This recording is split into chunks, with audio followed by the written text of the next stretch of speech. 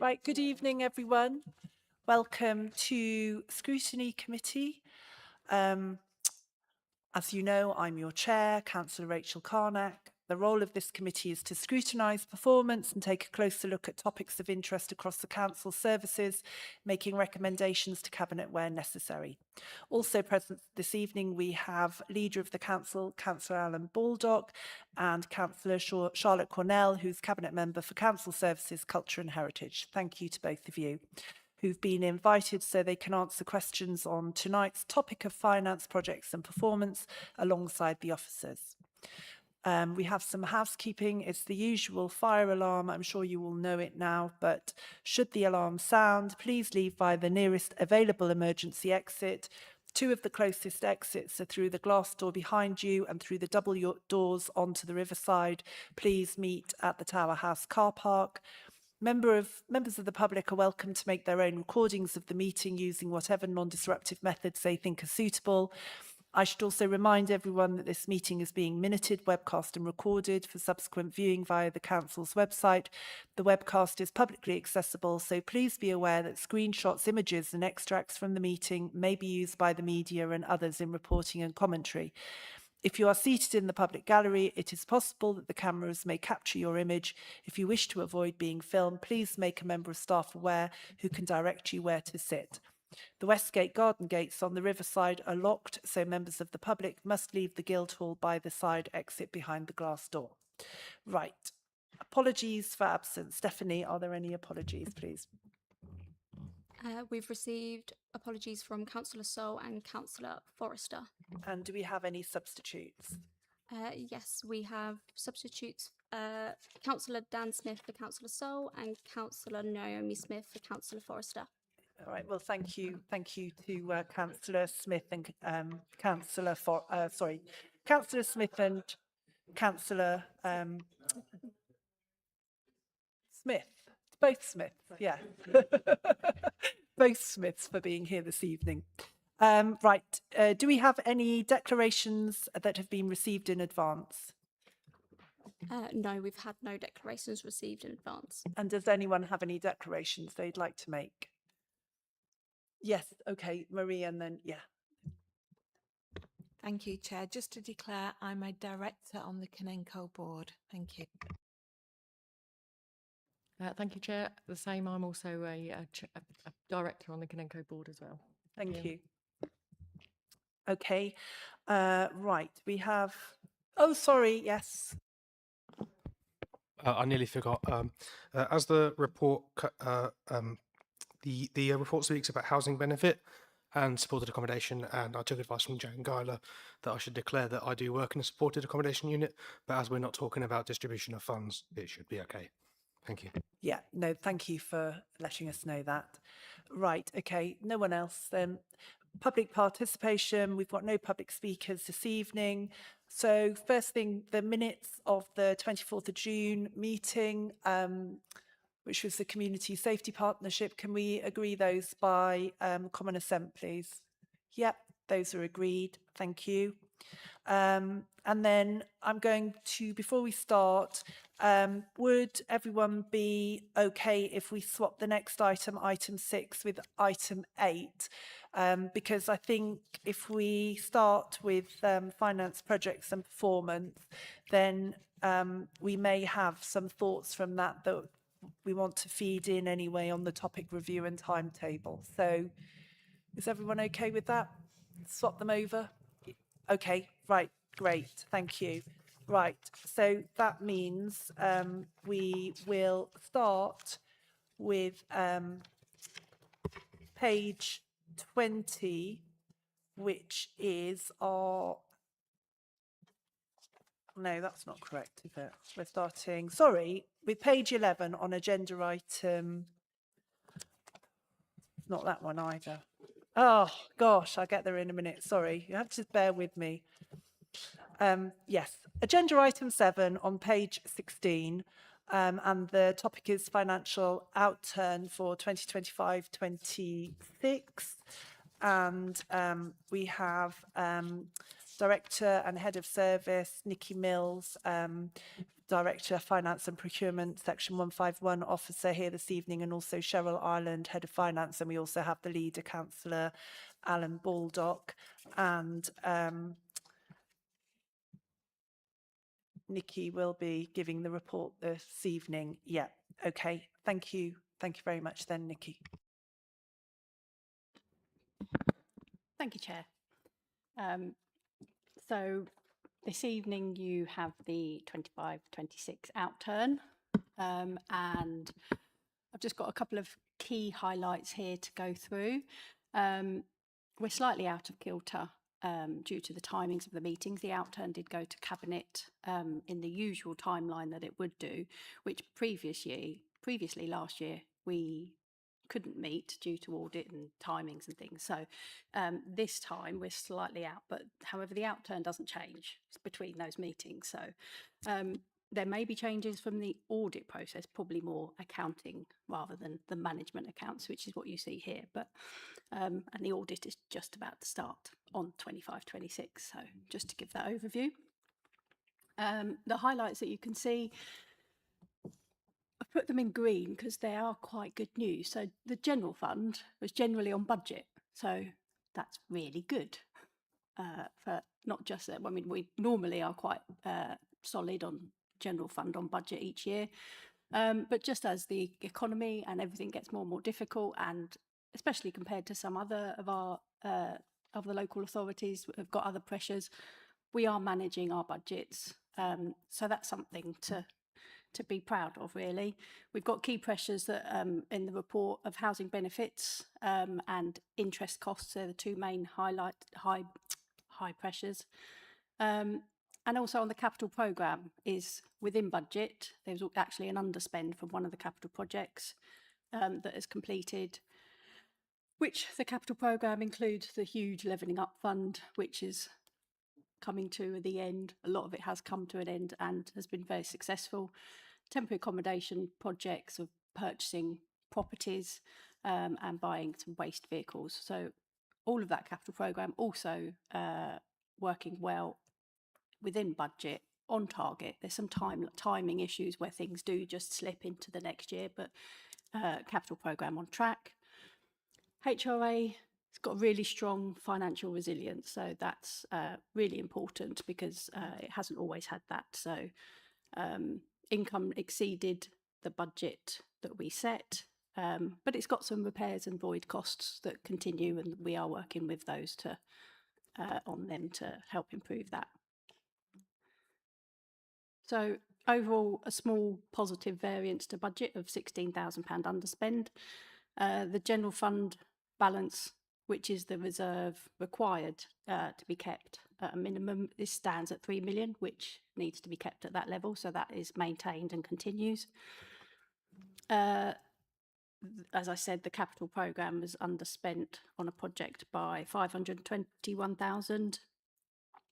And some projects are continuing on now. Nothing out of the ordinary on there for the capital side of things. And although interest rates are still high, the overall level of borrowing continues to be paid off. So it is being paid off slowly as planned. Little graph there for you just to show the borrowing is reducing, but it's still quite significant. And also to highlight that our investments, because it does mention investments, they are very small. We don't invest very, I don't know what the word is, cleverly, because we use it as cash flow. So that there's not a lot that goes into that because it's more about cash flow. But the investments are there, and you can see that the disparity between what we have for borrowing and what we have for investment. So that is our current cash flow position. There are some areas that need highlighting for the positive financial outturn compared to the budget that they achieved. So museums, property, engineers enforcement and park and ride, all underspent compared to the budget that was set. That's a positive side of things. So that's good. On the other side where the overspends, Military Road, which is under the accommodation line within the spreadsheet, is one-off expenditure. It's nearing completion. There are confidential negotiations going on. They're ongoing. Everyone's still at the table. There's nothing not happening. It's just that they're at the planning application stage. Nutrient neutrality, I'm sure you're aware, was the delay in the issue, but there's a solution that can proceed with that forward. So this overspend should not be continuing into next year. And it's not abnormal to not budget for a one-off of an overspend unless the timing of that budget setting, we know that it's going to be ongoing. But at the time of setting the budget, didn't know how long this was going to last for, but you'll be pleased to know that it should be finalised very soon. There's an overspend on the line under parking off-street, partly due to some of the Luff works that took out some proportions of parking, but also offset by the park and ride. So the behaviours are changing, which is the plan. And then interest rates have been slower to fall than we originally anticipated when we were setting the budget. So although this is also continuing now a little bit, what we are doing to mitigate these high rates of borrowing is borrow short term so that we don't lock in those high rates at this point. We do have some from previous years borrowing decisions from many, many years ago. And then you're locked in, and it's not affordable to refinance those because it costs more. So we are borrowing short term so that when the rates do reduce, we can get some beneficial rates for HRA, and we can lock in those longer term borrowings to take advantage of those reduced rates. And that's more prudent in the long term. It's just more work and admin at the moment, but that's fine because we're saving money in the long run. And so again, that is a short-term one-off overspend that it is elongating, but it shouldn't keep continuing. And hopefully with the, but we can't control the economy, and the Bank of England rates and cuts and inflation and global market pressures all contribute to this. So it will be reviewed again in this budget setting process, because if the forecast is set to continue at these levels, we will have to increase that budget to cover that. The things that don't go away for 26-27 from 25-26 are LGR, which you are all aware of, the housing benefit subsidy, and I'll talk about that again in a second. In the HRA side of it, repairs and voids, and also obviously inflation and interest rates. So these are things that don't go away,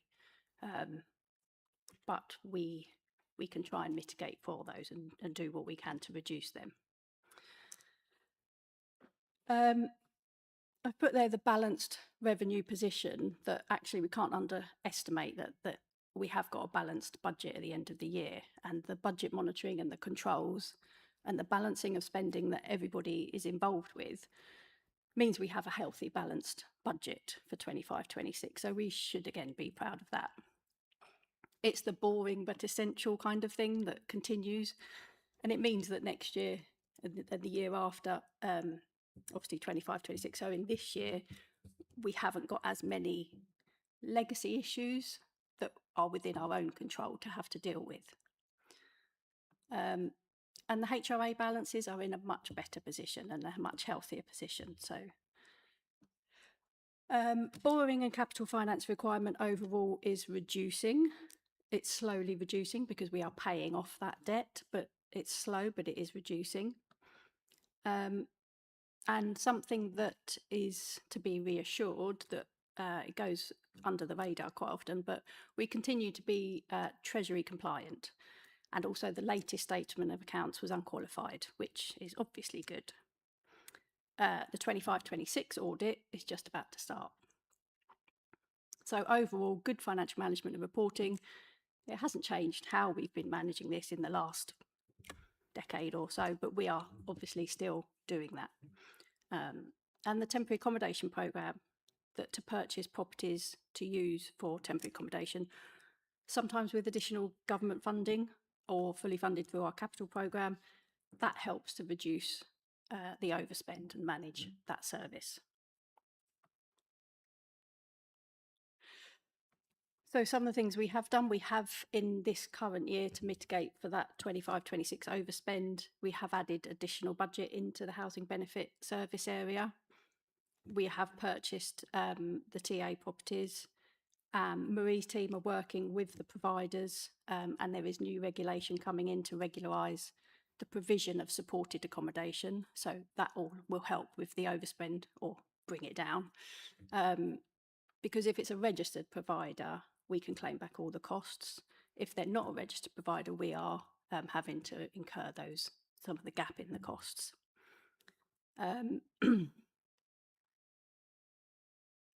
Capital financing is continually reviewed to see if there's genuine areas of alignment that we can do to reduce any costs. So we have, for example, locked in some borrowing for 2 years, quite a while ago now, which then because then the interest rates did go up from there, so we have saved a little bit there. As you can see from the report, there are always overs and unders across the service areas, depending on what the service area is going through, staffing levels, all sorts. So where there are areas that continue to overspend and other areas that continue to underspend, we realign those where we can so that the budget is clearer and is what is needed in the service. And as you know, there wasn't much change to the 26-27 budget for growth and changes. Going on to the housing revenue account, we budgeted an 8.3 million surplus. It was slightly less at 8.17 million, but that brought the working balance up to 16.5 million, which is the good and healthy level, and means we can do other things going forward. Income from rents and new properties that we have purchased, all the income overall is up, and repairs and maintenance did overspend, which also is driven by voids and responsive repairs. However, because it's in a good financial position, it is financially resilient, and we can do further things like additional new properties that has been purchased, so adding to the social housing stock, and that stock also then brings more income into the HRA, which is then reinvested to improving the rest of the stock. The stock condition survey is completing now, and that means that we will have all of the data and the information that we need to plan for capital planned programme spending rather than some reactive repairs. So the revenue costs will go down and the capital cost, which is the way we want it to be. So overall, we are in a good current position for 25-26. It's not an amazing position because I don't think, we can't continue without LGR. So that is the thing that will help. But as always, it is a solid, steady ship, which is what we all want. And there is still an ongoing gap between costs and funding, but we are mitigating that. So hopefully we will be in a good financial position going into the new unitary. And happy to take any questions. Thank you very much, Nikki, for your report. Before I come to Councillor Baldock, I just wanted to note that this report has already gone to the Cabinet. It went in June. So we're in a strange position here where Cabinet's already already discussed this, so we're not feeding into Cabinet. But I think that's one reason for actually putting the topic review to the end of the meeting, because I think one of the things we need to address is that in future that doesn't happen. So that the programme needs to be fiddled around a bit if necessary to make sure that reports come in the right order. But conveniently, perhaps, Star Chambers start now for the budget. So I think it does give us an opportunity to, where we can't feed into Cabinet, but because Councillor Baldock is here, that we can maybe feed in then to Star Chamber and any concerns we have from the outturn or anything to feed into that process. So yeah, there are two sides to this. But anyway, Councillor Baldock, did you have anything to add on the outturn report before I go to the committee? I think you've made the point well. I mean, this is going to be helpful to us as we go through Star Chamber and set our budgets. We're obviously, pleased that the budgets have worked out well from our first couple of years, and we are in a good place to work forward and get to keep on delivering for our residents, which is what we want to do. I think I say this now at the Scrutiny Committee, we're interested in all views on the budget, and we would love those opinions from the other parties of things that they feel are relevant and might be useful for us to reflect on when we're setting our budgets as well.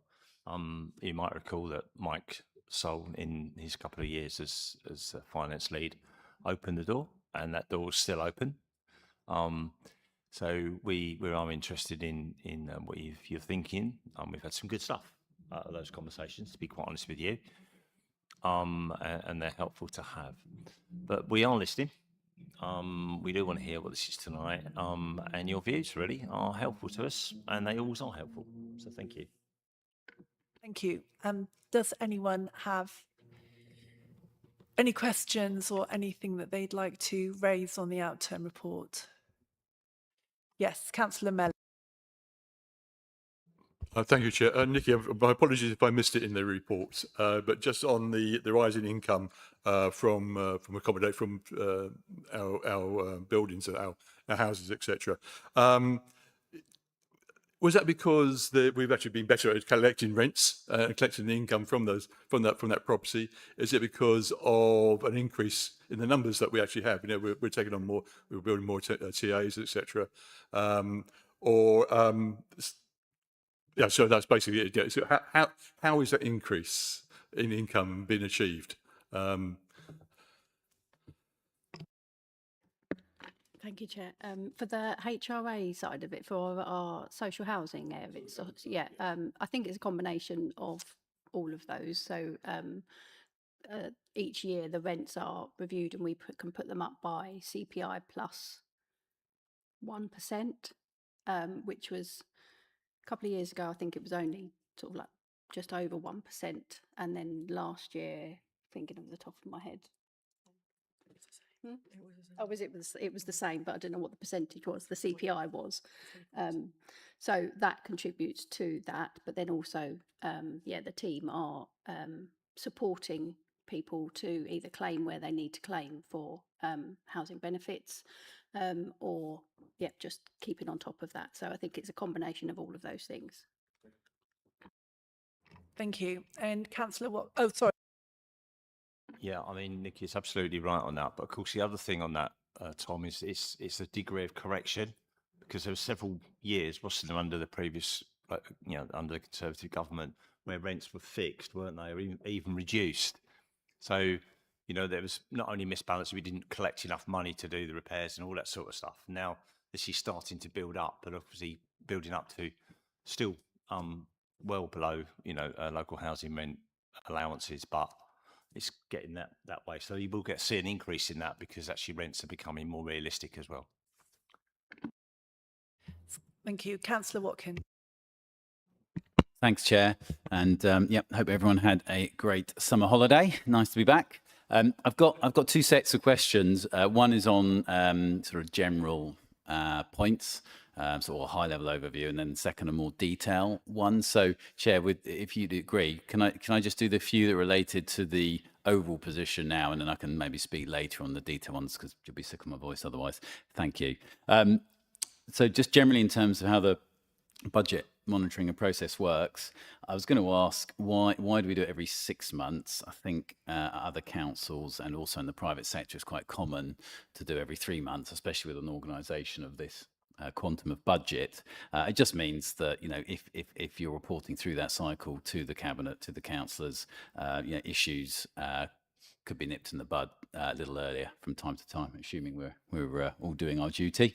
And then on some sort of points and questions on capex projects. I mean, I appreciate, you know, we're presenting great. The capital expenditure budget, you know, is underspent. Happy days. You know, I personally love it when budgets are underspent, but not always when it's capital projects, because they cover the projects which residents often most like. And, you know, we've got huge slippage, 50% wasn't spent for sort of the general capex, and 30% wasn't spent for housing, which struck me as an issue. And why is that? Why is there so much slippage? Why was it during the year we thought we were going to do, you know, X projects, and we delivered, you know, X divided by 2 projects, because that is houses that residents could be living in. That is you know, roads, the cars could be driving on, pavements people could walk on, etc., etc. And then on Military Road, I didn't really agree with the characterisation of that overspend as unavoidable. I do agree with Nikki's point that homelessness and borrowing costs are unavoidable, but the sale of Military Road is clearly within our control. And, you know, we do need a plan to get that back on track. Now, you said in your opening comments you're very sure that this is going to happen. But I mean, it would be good to know, and I appreciate some of this is sensitive. Maybe we should know more, a scrutiny committee, at a later date, maybe in private meeting, you know, what went on there, because £600,000 I calculated between the lines from the report is what we've lost. You know, we would have had £600,000 more money to spend on frontline and central services if that had gone to track. I think we should look one more time. Final one on reserves. Yeah, it would be good to understand what the examples of further contributions to earmarked reserves and how much they are. That's sort of a phrase which is in there. It talks about the budget stabilisation reserve, which we spent £400,000 extra on. But then it says, and we also had further contributions from earmarked reserves. I just would like to know what those are, because if they're big or in sort of difficult areas, I think we should know. Nikki, do you know, maybe in the 4 years since COVID, since we've returned to more normal council kind of operation, what's the total we've taken out the budget stabilisation reserve? And can you just tell us, you know, the total budget deficit was 13.6 million. That was what we planned. That's what we came in on. But that in the appendix 1, you've seen that the general fund line, the very last number essentially, is that it's sort of suggesting we made a loss of £13.6 million. So, which surprised me, but I think that's probably just the way the numbers are presented. So apologies, there are a lot of questions in there, but I thought they were all quite big ones that we should discuss. Thank you. Thank you, Councillor Watkins. And I'm guessing that needs to be split between Councillor Baldock and Nikki. Then yes. So Nikki, you're going to go first. Yep. Thank you, Chair. Yeah, there's a lot of questions in there, and I think I've noted them all down. Why is it every 6 months? It goes through the process through to committee every 6 months. Some things are monitored even daily and monthly for the services that they are monitored. They're monitoring their income and expenditure in that way, because they need to keep on top of it. And then the whole of this goes to management team quarterly, which then when there are any issues, they are fed through if there is anything significant. But at Q1, there's a lot of it isn't known at that point, because we're just finishing the year, so there's not a lot of information coming through other than any issues, so they're always fed upwards. In the capital programme, there's the difference between underspend and slippage. So there is a significant slippage amount, which in all of my memory, there's always been a significant slippage every year, because we plan for something, we put in the budget, and then April starts, and then people can't do anything until April the 1st to spend that money, because they haven't got the authority to spend it. But then there might be planning permission, which takes time. There might be getting procurement process. All of that takes time. So therefore, it's just slipped into the next year, and that's inevitable in every single capital programme I think that I've ever seen. So slippage is not as bad as it sounds, which is that bigger number that you quoted. The underspend is where the project has actually completed and finished, and that was the roughly £500,000, and that's where it is coming under budget. And that is the good thing, that the project's finished and it was underspent. Military Road, we didn't budget for it, so it didn't stop anything else happening. And it is the legals and nutrient neutrality issue that has caused that delay. So again, that was not necessarily within our direct control to be able to manage that. Further contributions to earmarked reserves, off the top of my head, I can think of things like, they're small, and it's things like a contribution to IT, where you put money into the IT pot because you don't purchase a whole new laptops every single year, but you do it every 5 years. So you spread that out over the 5 years. You put contribution into the reserve for then in 5 years' time, you've got that to spend. And elections as well. We contribute a small amount into the elections pot every year because, again, it's a large cost in 1 year. You don't want that 1 year to bear that whole cost, so you spread that out.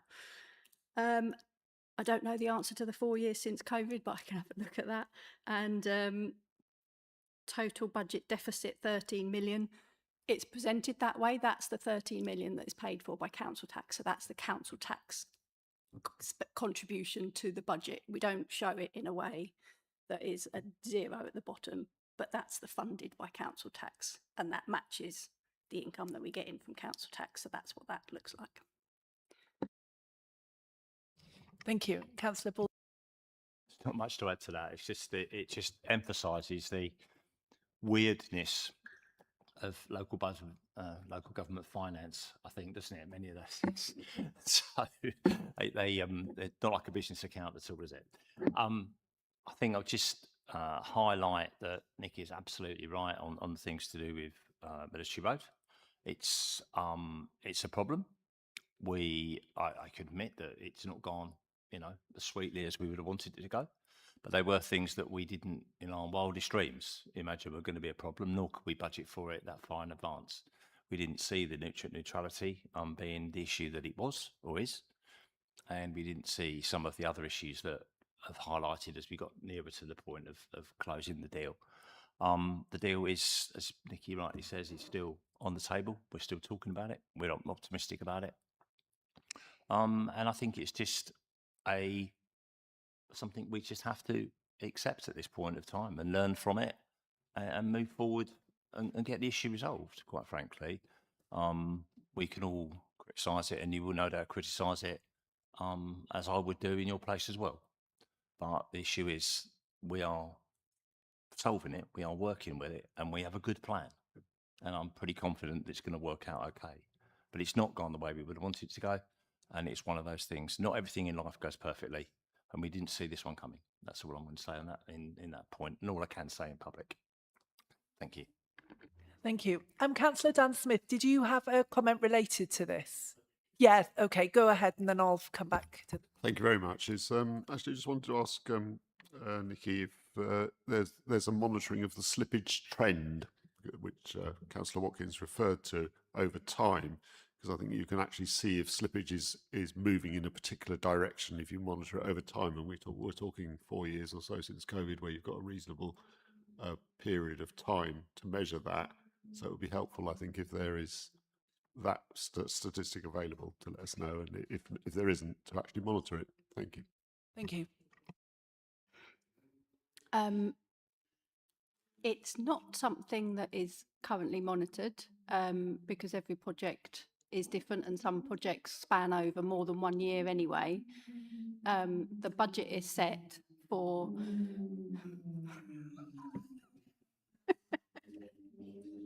Is it just me?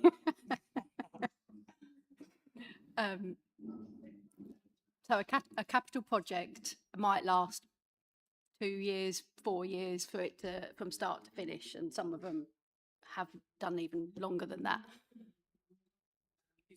the at budget setting time, we need to give the budget holder the approval, the authorization to spend money in that year that they think that is going to be spent in that year one.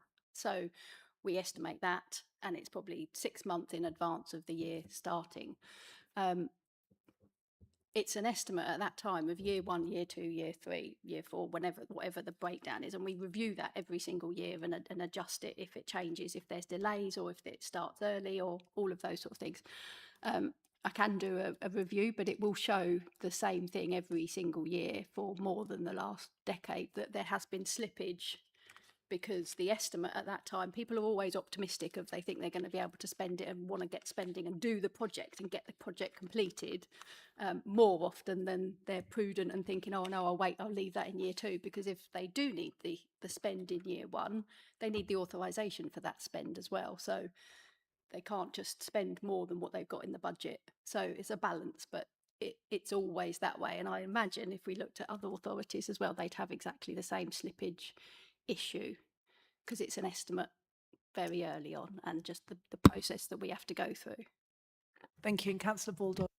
Yeah, thanks, Nikki. I mean, it is the way that local government finance has to structure that slippage as well, isn't it? You know, often businesses would not do it in that way either. And I think it also depends on the mix of projects that you're doing. Some things can be problematic and would slip. Other things would accelerate through and be very simple when you get the whole thing done in 6 months. And it's just a mix of what you've got in the pot to do. And that's it. Pretty difficult. Nikki will say that I am a nag a lot when it comes to slippage. And things like that as well, because I think we need to continue to make progress on projects all the time. So trust me, that doesn't pass me by without significant pressure often on that. But I do understand. I mean, I've been in that sort of business for a long time as well. Slippage happens, and depends what you got on the boil, and you don't always have a lot of things that you can deliver quickly. Some things are really, really slow. And some things don't start for 9 months of the first year of the project as well. So all sorts of problems, but we still need to budget for it and allow for it in the way that local government finance tells us to do so. Thank you. And Councillor Paget. Thank you, Chair. Thanks, Nikki, for the presentation. I just had a few questions on the outturn report. Firstly, just a point of clarification on the overspend of 127,000 on the directors and support line. It says due to a vacancy savings target held. Could you just clarify what that means? And just to pick up on a bit of a theme throughout in terms of underspend due to vacancies in a couple of areas, including environmental health and enforcement. Clearly, these are kind of long-standing issues that can have a direct impact on residents where those are not filled, and it's something that's cropped up quite consistently. So I just wanted to pick up on what the plan is there to address those issues, because clearly there's been an underspend in the kind of people recruitment, and what more can be done to deal with that. And on the revenues and benefits, it lists out a few things. I know you've touched on some of these in your presentation, Nikki, but it says about identified overpayments. I just wanted to check what they were individually and some examples of that, what that equates to financially under the revenue and benefits overspend. And finally, just on contracts, it picks up about the extended producer responsibility grant. It seems to be quite a large underspend there because of that coming in. It suggests it's not been spent fully. So I just wanted to check why that was, and sort of just to clarify on that gap, because it's quite a large underspend on that. Thank you. Right, so I think there were a couple of things there for Councillor Baldock and some for you, Nikki. So I think the first one's for you, Nikki, and then I think the underspends and the strategy for filling those, and also on the other underspend are probably for the cabinet members, aren't they? Because their strategy. Well, okay, go on then. I can fill in a little bit of those, thank you. So the 127,000 directors and support line is where we know we're going to have vacancies, and it might only be a vacancy for a couple of months where somebody leaves and somebody new comes in, and the time that takes. But across the whole of the council, we do a negative budget for that, because rather than budgeting for the full amount of everybody in post full time throughout the whole of the year, we put an element, and it's held at directors level because you don't know where the vacancies are going to be. So we hold a negative budget there, so that that covers those vacancies all over the place, because otherwise we'd be over budgeting and then not needing that, and then there'll be lots of underspends all over the place. So it's a strategy to help manage the budget overall, because we know there's always going to be vacancies, so we budget for those vacancies, but just hold it at a high level in the director's line.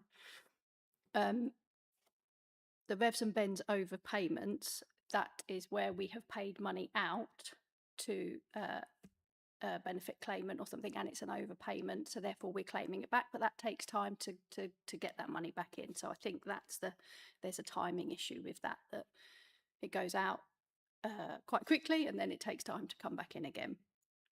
And then the contracts EPR grant was it was all spent. It just wasn't all budgeted for at that time, because we didn't know at the time of setting the budget how much we were getting. It did slightly increase to when we actually got that, and we didn't know what the requirements were for at that point in time of setting the budget. So it was more that it wasn't in the budget line, but it was all spent, which is why it's still in there.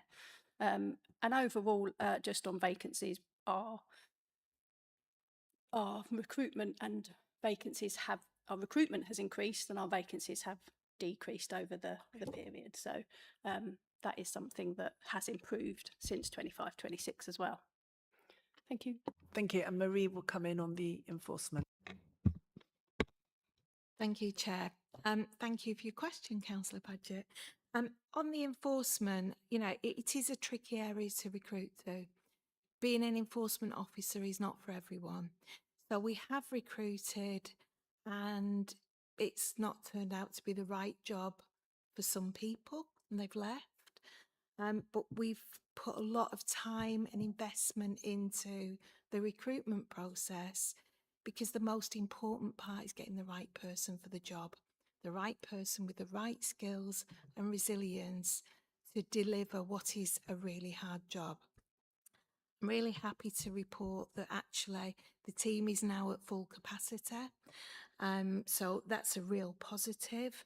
And just as an example, in terms of activity of issuing enforcement PCNs and things like that, parking control notices. In January, we issued 449. As of the 1st of July, we issued 1,052 for the previous month. So you can see that activity level has increased because we've done the right recruitment. And training takes a little while as well to get people into the routine so that they're operating in a confident way that is respectful to the residents they're issuing to, but also following statutory guidance and rules and requirements. So that's real positive news that they're back up to speed. But what I would also say is that we never ever set targets for the number of tickets issued. You just do not do that. It's about the contraventions and then us acting on those contraventions. Thank you. Councillor Baldock, you're right. I don't think I've got anything to add to that. It's good answers. Okay, thank you. Yeah. Thank you, Chair. And just to pick up on one specific point that was mentioned, Councillor, in terms of the environmental health point, we did have the retirement last year of the most senior person in the team, which obviously then left a fallow period. Again, mirroring my colleague to my right, I'm pleased to say now we've got a new replacement in place and that this team is fully staffed as well. So again, it's just one of those transitionary impacts.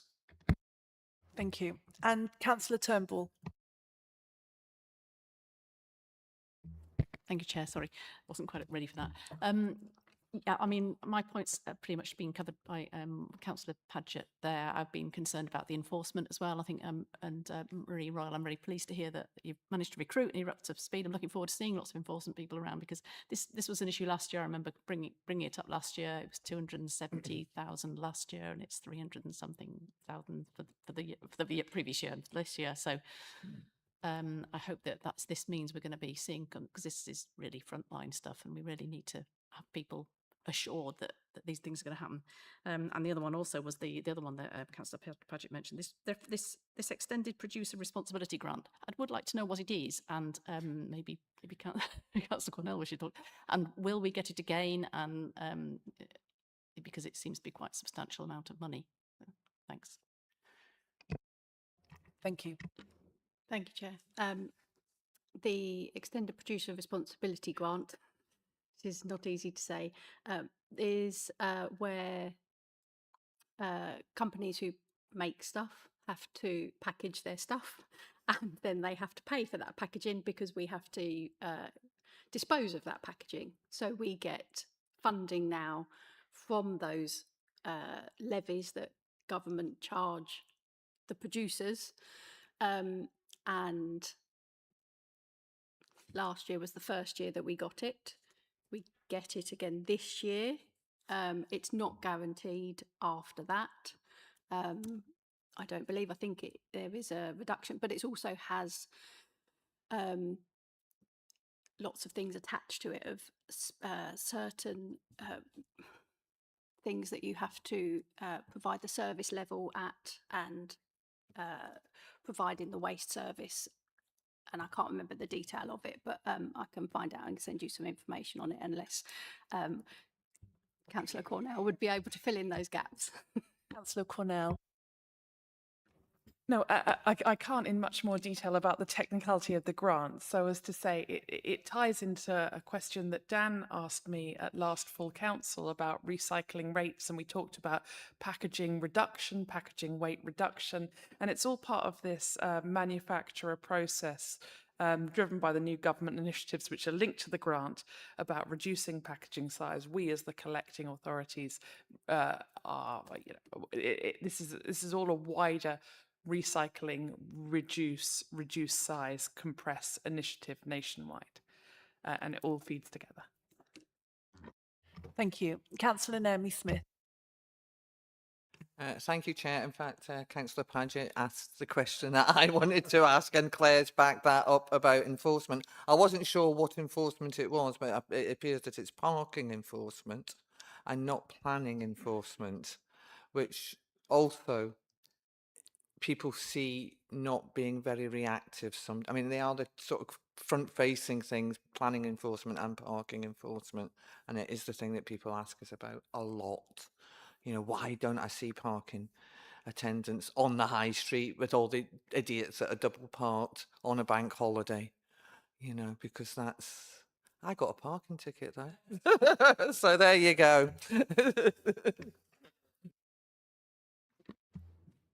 Thank you, Councillor Smith. Enforcement comes under Bill, doesn't it? Planning enforcement. Yes. So I don't, but you don't have anything. I have nothing specific. Obviously, welcome to take any individual questions or points from Councillor Smith. There are updates that go to Planning Committee in terms of a quarterly update on that. Obviously, by their nature, they don't tend to be quick solution issues. They are very legal involved and everything else. But I'm happy to take from any councillors, obviously, any specific questions or queries that they may have on any specific cases.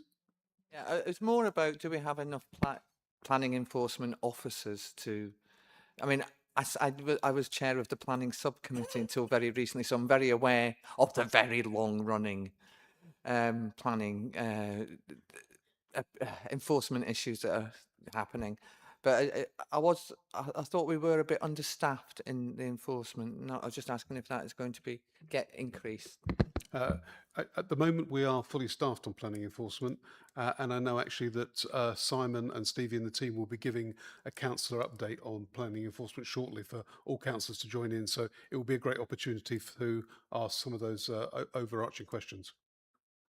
Yes, thank you, Councillor Smith. Some of us know how long enforcement cases can take. Yes, Councillor Worley. Oh, yes, thanks very much, Chair. Can I just ask a question for clarification, really?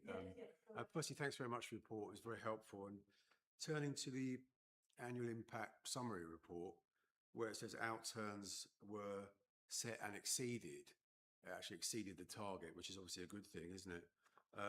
Number of new or improved community sports facilities, the target was average 2, but we achieved 3. Would you be able to specify or to tell me, really, I probably should know, but what they are? Just a point of clarification, really. Seems like a really good thing to celebrate, you know. I think that's coming up in our next the one. next Yes, part? I yes, wasn't quite sure whether- yes, yes, okay. yes. Thought We'll that come question back to you relates. then. Yeah. Okay. Thank you. Yeah. Thank you, Councillor Wardy. Right, Councillor, I'm still going through my list. So, Councillor Campbell. Thank you, Chair. I'm going to say what the previous said, and most of it was covered by Councillor Padgett, but there is, if I could just drill down a little bit.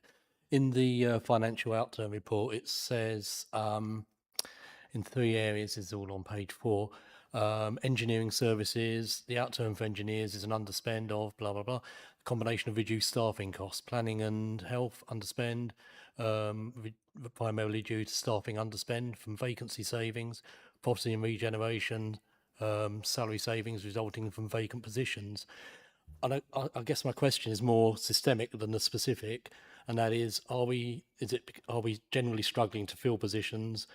Is some of this coming about because of local government reorganisation? Are we now able to fill those positions? And perhaps the more important question is: what did we not deliver as a result of not having those people in place? And if the answer is nothing, then why would we have the vacancies? And if we didn't deliver something, what is that? And can we specify what impact that had on revenue and performance? Thank you, Councillor Campbell. Councillor Baldock, I think that's probably for you, isn't it? I don't have a lot to put onto that. I'm just looking at that now. The engineering services 268 underspend, yeah? That one, that paragraph there in the report. That's the one you're talking. Yeah, okay, it's fine.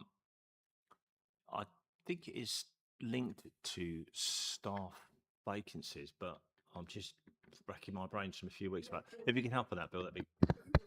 Yeah, I mean, just to reference some of those specifics that you mentioned there, Councillor, I mean, some of those positions are very difficult to recruit to.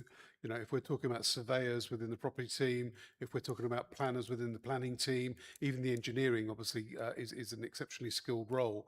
So it just becomes a longer process to recruit under those circumstances. It's not that no work is being done or less work is being done, because as is a traditional trait within local government, it's just picked up by the colleagues, probably in an unhealthy way, that they will fill up the ranks whilst that recruitment is ongoing. But by the dint that it is very difficult to recruit, it means that the length of time for that recruitment is probably longer than ideal. So it's just something that's inherent within some of those specialist services that we have to cope with on a regular basis. Thank you. Can I just follow up? Quick question then. Is that now being carried through to the current financial year? Has that now been addressed? Are we carrying those vacancies forward, or have we reduced the forecast to account for the fact that they're not filled? Or, I mean, have we moved on from this position? I mean, with regard to the specifics that we've just mentioned in terms of engineering, planning and health, and property and regen, yes, I'm pleased to say that those have been recruited to, and those posts are now filled. So actually, in that sense, it's all been a very positive development with the teams back up to full staff. Brilliant. Thank you. No, nothing really to add to that. I was just literally going to emphasise. I think we are at full staff now. We are, aren't we? So that's pretty good. And hopefully, the turnover of most of the specialist teams is very, very low. I mean, once we've got somebody good in place, they actually stay in place, don't they, as well? So that's encouraging, and still seems to be the case as well, Peter. Answering your question about LGR vacancies. No problems there at all, as it was recruiting reasonably well still, aren't we? Thank you. And Councillor Ricketts. Thank you, Chair. Guess which budget line my question is going to be about. I've asked this question before, and I didn't see it in here. The obvious decrease in parking revenue due to the Luff works. It was my understanding that as part of those Luff works, some budget was made for the loss in parking revenue, and that some funds from the Luff funds were paid in to cover that loss. And I'm wondering if that's accounted for within that £400,000 loss, or whether that needs to be adjusted.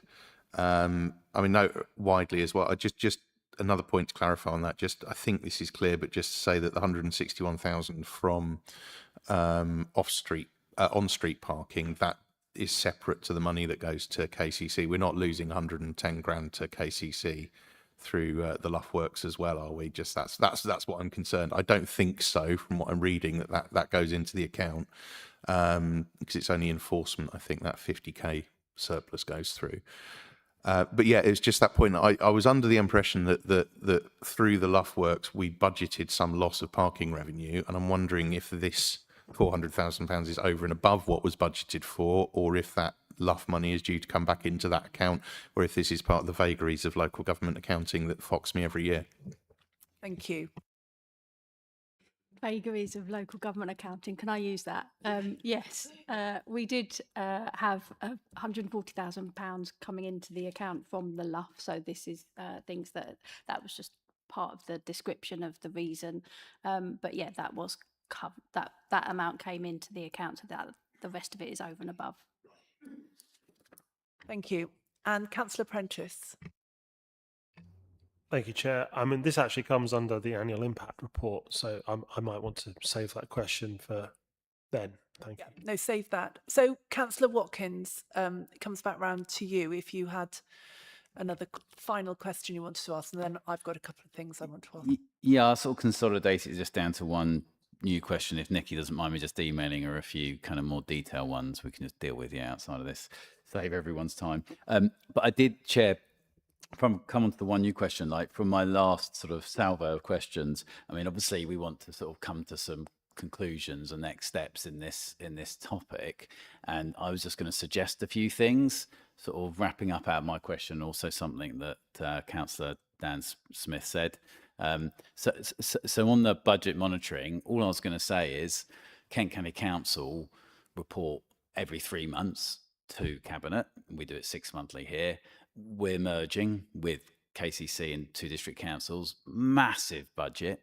I think maybe we should consider, and this is just something probably to be noted in the minutes for Cabinet to think about next time, but should that be added to the work stream, something to consider for we've got a low LGR working group, haven't we? So should that, should we be looking at that point, basically? Should we be thinking in advance of merging in May 28, we move to a 3 monthly cycle to sort of get ready for that and be on the same cycle? But that's what I would suggest. And I'm only asking it to be noted, so not exactly controversial. I think on the slippage point or CapEx, noted it's difficult, but we know that each year, each manager in the council knows they're only going to get their budget signed off on X date each year. Happens every year. And they know how long planning permission usually takes, or what it can take. So I'm not totally convinced that we are doing the best possible job we can in getting CapEx projects out the door for the better benefit of our residents, as I said. So I think we should be considering maybe that's an area for scrutiny to look at. Question mark, Dan Smith made a good point. We could look at previous slippage rates in other years. Look, if it's always 60% missed, and last year we did 50%, we could say we've done really well. But what happens if it's normally 20%? I mean, 50% just sounds terrible to me. So let's at least, I would like us to think that maybe we look at that. And then the other suggestion was, I just think on Military Road, it probably is a difficult project. And I take Alan's points about why it's been tricky to deliver that on time. But again, I think that might be something when we come back to the other agenda point for future scrutiny topics, we might want to look at, a private session on what did go wrong there, something to do with nutrient neutrality. Again, we knew nutrient neutrality was an issue. God, I feel like we were talking about that when I became a councillor 7 years ago. So none of that's that new. So, yeah, what are the learnings? What are the learnings? Well, we might all be here. Well, some of us won't be here. In 2 years' time. So let's spread the learnings a bit more than just 2 or 3 people on cabinet. And then my final new point was just on voids. We haven't talked about voids, but voids is massive. We overspent by £1.6 million. This is within the HRA budget. I mean, that's just such a huge number. It seems like some of this is about maybe residents haven't been looking after the property that well, and we haven't been charging them. There's no income on that line, I noticed. And if we were charging them for, even maybe they go as far as vandalising the property, I don't know. But reading between the line of that report, it's sort of suggesting that there's no income. Should we be looking at trying to claw back if that is happening? If that's happening, that is really, really sad. But it's a massive number. And outside the context of just that specific point about how the damage occurs, I do think maybe we should look at that again as scrutiny. I've not had that much involvement in housing recently, so that was the new question. And sorry for so many questions tonight, but I do think this is important stuff. Okay, thank you. Well, I think when we come to the topic review and timetable, I think one subject that we probably all want to consider is something on LGR. So I think we can make some notes there, and then that can be taken back on how we do that. But anyway, I won't predetermine that now. We can discuss that later when we get to that. And that would include capex slippage. I think nutrient neutrality is something, it does come in to the Cabinet Advisory Committee, doesn't it? But also that might be something for with the new company. And it might also be something, again, we look at on the topics, because we have an environment one next year. So that might be something that would fit into that topic. And then, Marie, did you want to say something about the voids? Yeah. Thank you, Chair. With the voids, yes, what we are seeing is properties coming back in very poor condition. We do have a recharge policy. We do have a recharge process. So, yeah, we can provide information on that in next year's report in terms of that. We're also piloting sort of new incentives. So a leave it clean incentive. So if people are handing in their keys, we're saying actually we'll reward you for that. If you leave the property clear, if you take all your belongings, then we'll reward you for doing that. With the voids as well, we've recently just had ECAP follow up on the audit of the voids process, which will go through audit committee. And we've also got the Cabinet Advisory Committee for Housing, which is looking at doing sort of deep dives into key topics. So I think that committee will look at the voids. And a lot of things affect the void turnaround time. So if somebody's abandoned a property, we've got a legal process to follow. We have to follow that legal process before we can actually enter the property, which then adds delays. But voids is at the top of our agenda in terms of monitoring, keeping an eye on this. And as I say, the Housing Cabinet Advisory Committee will do a deep dive into that as part of the process. Thank you, Marie. And Councillor Baldock. Yeah, just shout if I've got this wrong, but also I understand that when a property becomes a void, and we tend to really refurbish that home as well this time, and some of the properties, desperately need refurbishing. So there is, if you like, more money spent. That's not only the repairing, but also kitchens are often replaced or bathrooms because they should have been replaced 5 years, 10 years ago, and they've not been done, and all of those things. So it's not as clean and simple as picking up just, oh, must be somebody breaking it up. It's not. Often we've been a little bit remiss in the way that we've looked after properties as well. And that's definitely changing. It's been a huge difference, and we're proud of what we've been able to do with the HRA now. Thank you. Thank you very much. Is that okay, Councillor Watkins? Yeah, as I say, I am very reassured by Marie's answer, and clearly this topic's been looked at elsewhere, so I don't think we need to do a deep dive here. Leave it to the others. Thank you. Yeah, no, thank you. And as I say, I've just got a couple of things I want to ask about, and then when we recap, we can note some of that to come discuss again later in the final item. Yeah, so of the starting Star Chambers now, and it's with the bond market this week going into stratospheric levels. It's huge pressure we're looking at on inflation and interest rates coming into this next budget. And you said, Nikki, about borrowing short term to get the benefit of short-term rates and hoping that rates, but how concerned are we about rising inflation and higher interest rates and the impact that's going to have on our budget and our outlook next year? And I wanted to link that to, because temporary accommodation, we've raised that before at Scrutiny, the pressure on this council's budget from the costs of temporary accommodation. And it was really challenging last year, as we know. Are we seeing that continuing trend, or are we seeing any improvement in that?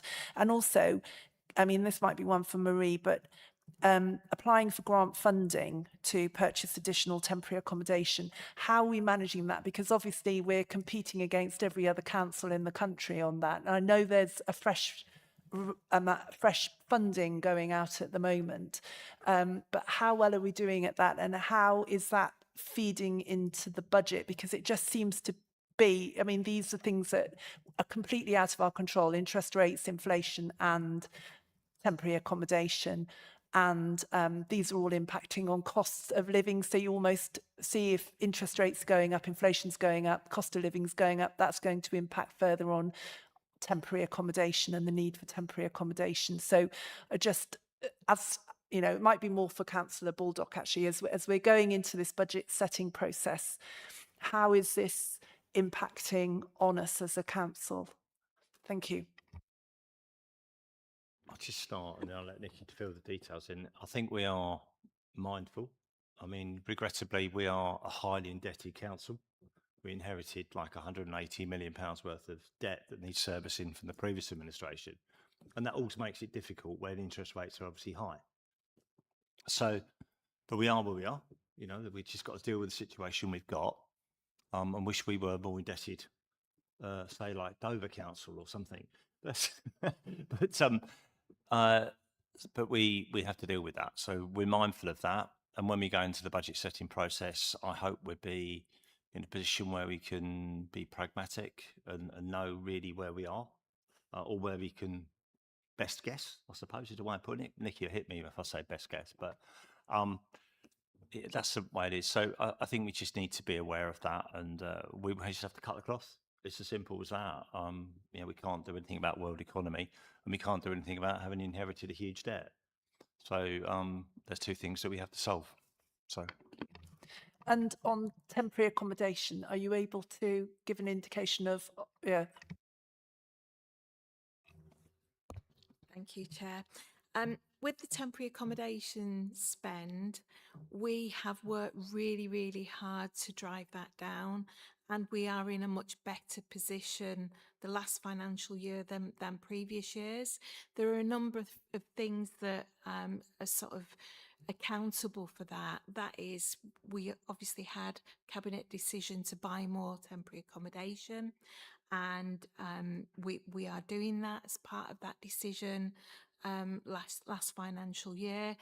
We also had delegation to acquire a further 10 properties in addition to the 20, and we are working on the business case to make sure that the type of properties that we buy matches the need for accommodation that we've got. We have also, through our portfolio holder, we have been using some of our HRA stock as temporary accommodation as well. This really benefits families, especially who have social networks, support networks, children at school in the area. So we've been using some of our HRA accommodation as temporary accommodation as well, to meet the need. We are looking at supporting people into the private rented sector. So we provide rent deposits, we provide rent in advance, which helps people enter the private rented sector, which can be difficult in terms of those upfront costs. We have done a lot of work with the service and the team around prevention, about working with people earlier, and supporting them in a different way. In terms of the buying of properties for temporary accommodation, working with Nikki and Cheryl, we've got a really good sound financial model for looking at acquisitions. So we take into account, you know, the rent and support service charges that we can charge, the borrowing costs, the costs of properties. And it is a buyer's market at the minute. So we've done really, really well with the properties that we've acquired, getting them at the right price and buying the type of properties to match the bedroom need that we've got in the area. In terms of grant funding, we're always pursuing grant funding. This year, we've got additional local authority housing fund funding, which is helping us to acquire some more temporary accommodation units. And where we are looking at sort of developing some of our HRA sites, like on the Spring Lane estate, we've actually secured Homes England funding and Brownfield land funding to support that. But just to assure you and give you the assurance, the financial modelling that we've got makes sure that anything that we are pursuing, whether we are building that out ourselves as a project, or whether we are buying properties, or whether we are doing like we did at the Broad Oak estate, negotiating with developers to buy off shelf, we make sure that we are getting best value for the money that we're spending. Thank you, Marie. Yeah, no, thank you very much. So on that note, I would like to thank Nikki and Cheryl for being here this evening and for their report, and also Councillor Baldock for answering questions. We have Councillor Watkins' comments that we can note and take to the final item, I think, and we had some others through the evening, so we'll take those forward as well. And I would just reiterate that it is budget setting time, so if anybody has anything from this evening that they think, oh yes, that's where I'd like to see more money spent or less money spent, then that is the time to talk to Councillor Baldock. Yes, Councillor Campbell, did you want to? Yeah, it's a question for Nikki. She doesn't get away that easy. It's not about the content, it's more about the format. I looked at the paper that we approved the budget in February 2025 and tried to reconcile that with the report that came to today, and the two didn't sort of match up for me. Not so much the numbers, but you take a net position when you do the budget, don't you?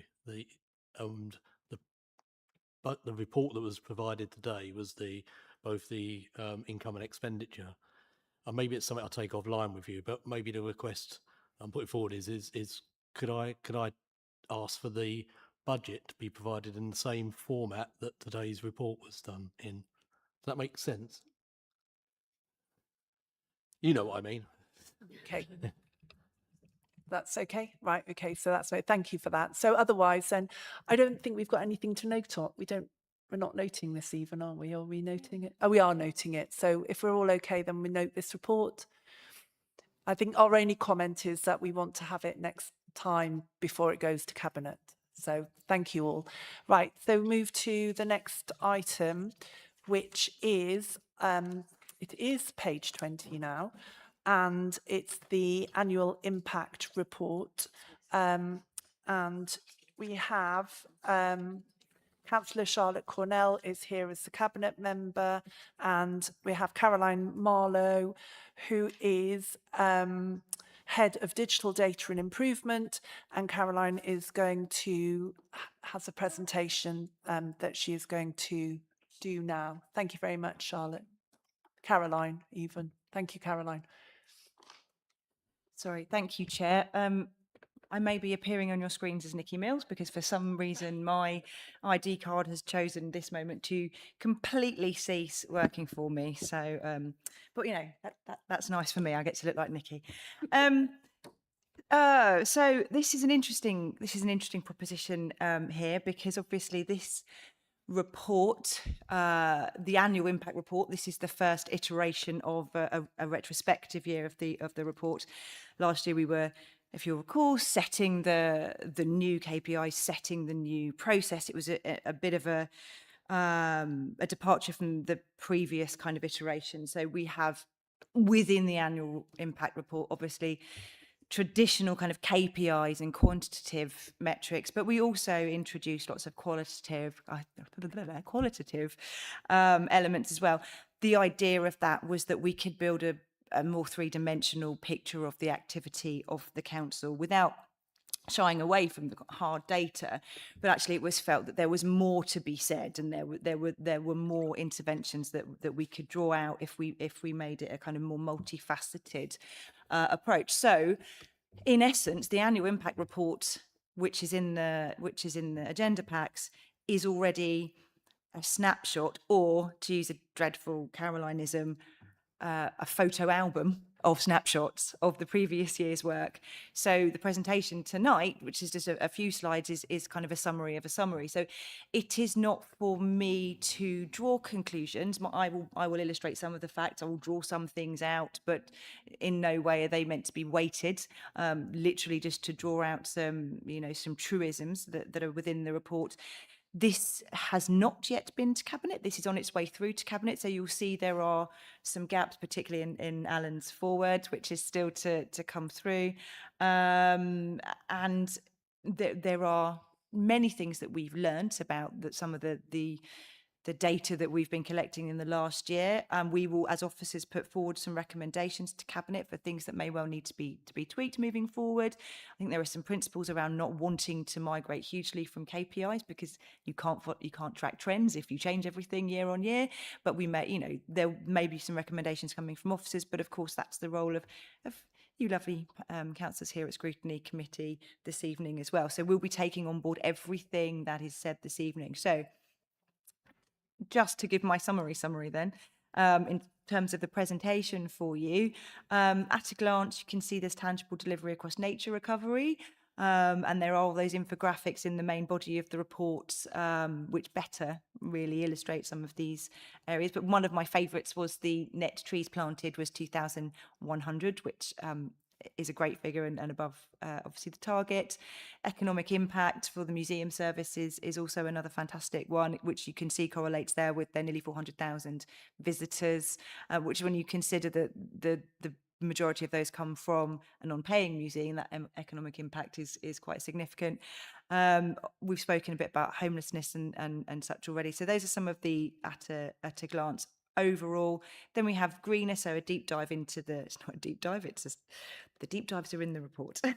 But noteworthy 12% increase on park and ride. Our net zero home, which was funded via the UK Shared Prosperity Fund project, which achieved a 91% heating demand reduction, not minus 91% heating demand by that pilot, which I thought was a really significant, interesting number as well. Nearly 500 incidents of fly tipping investigated, and some notable achievements down there as well. And missed or unavailable, I'm sure people will ask questions about recycling, I'm sure, as they do each year. But some of the outturns weren't yet available, so that might be one of the kind of idiosyncrasies of the alignments of the reports and when they come out, which is not dissimilar to sort of Nikki's report previously. But we will have to look at alignment of those and perhaps retrospectively publishing or interim because they're not our targets always. So the rail stuff isn't always ours. So better commitment to, again, just some kind of outturned top line stuff here. Over £2.1 million worth of funding secured for adaptable bungalows, which sounds amazing. Again, we're slightly under on the temporary accommodation homes, but I think Marie has obviously been able to explain that, and I'm sure we'll be able to if there's queries. Another one where we don't have a directly proportional relationship. We can't control who comes to us for grants, but it's a nice evaluative figure that for every £1 we've invested within our RISE grants, £8 additional has been returned to the local economy. Fairer, again, homelessness being prevented in over 200 households last year, nearly 400 households receiving practical support. And I know that one of the big ambitions of the service, and indeed the cabinet last year, was that families would not be in B&B, but not remain in B&B for extended periods. So no families were there for more than 6 weeks. Again, lots of kind of achievements and pressure points here around the fairer as well. And again, I'm trying not to particularly highlight any over others. And then finally in commitment 4, the customer wait on phones for partnership 1 was quite interesting, considering they had, and again you'll see within the body of the quantitative elements of the KPIs, they had a few operational pressures, and they've still managed to retain that quite significantly within the limit. So that illustrates, I think, quite positive performance there as well. And planning decisions to link back to kind of earlier commentary. Decisions upheld at appeal at 74% against target of 70%. And there's obviously some targets that we've missed there or are deteriorating. And again, I won't go over bins too much because I feel it may be a topic. But the newsroom views falling against a growth target. Again, there's narrative in the report there, but that might be one of the metrics where we as officers need to consider whether it was entirely fit for purpose, if the landscape for how we measure success in communication to our publics actually has moved on a bit. And if social media is where it's at, there might be some arguments for not necessarily jettisoning a metric, but perhaps adding something else which would give us more perspective. So again, we're all learning through this.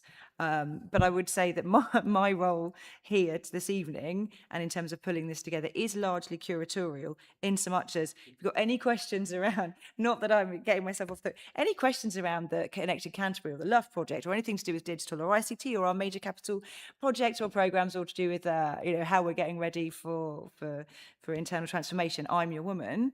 But if it's about some of the other topics, usefully, we have our very talented directors who might be better placed to answer some of those questions. I will stop waffling on. Thank you very much, Chair. Thank you very much, Caroline. And we have Councillor Cornell as well, who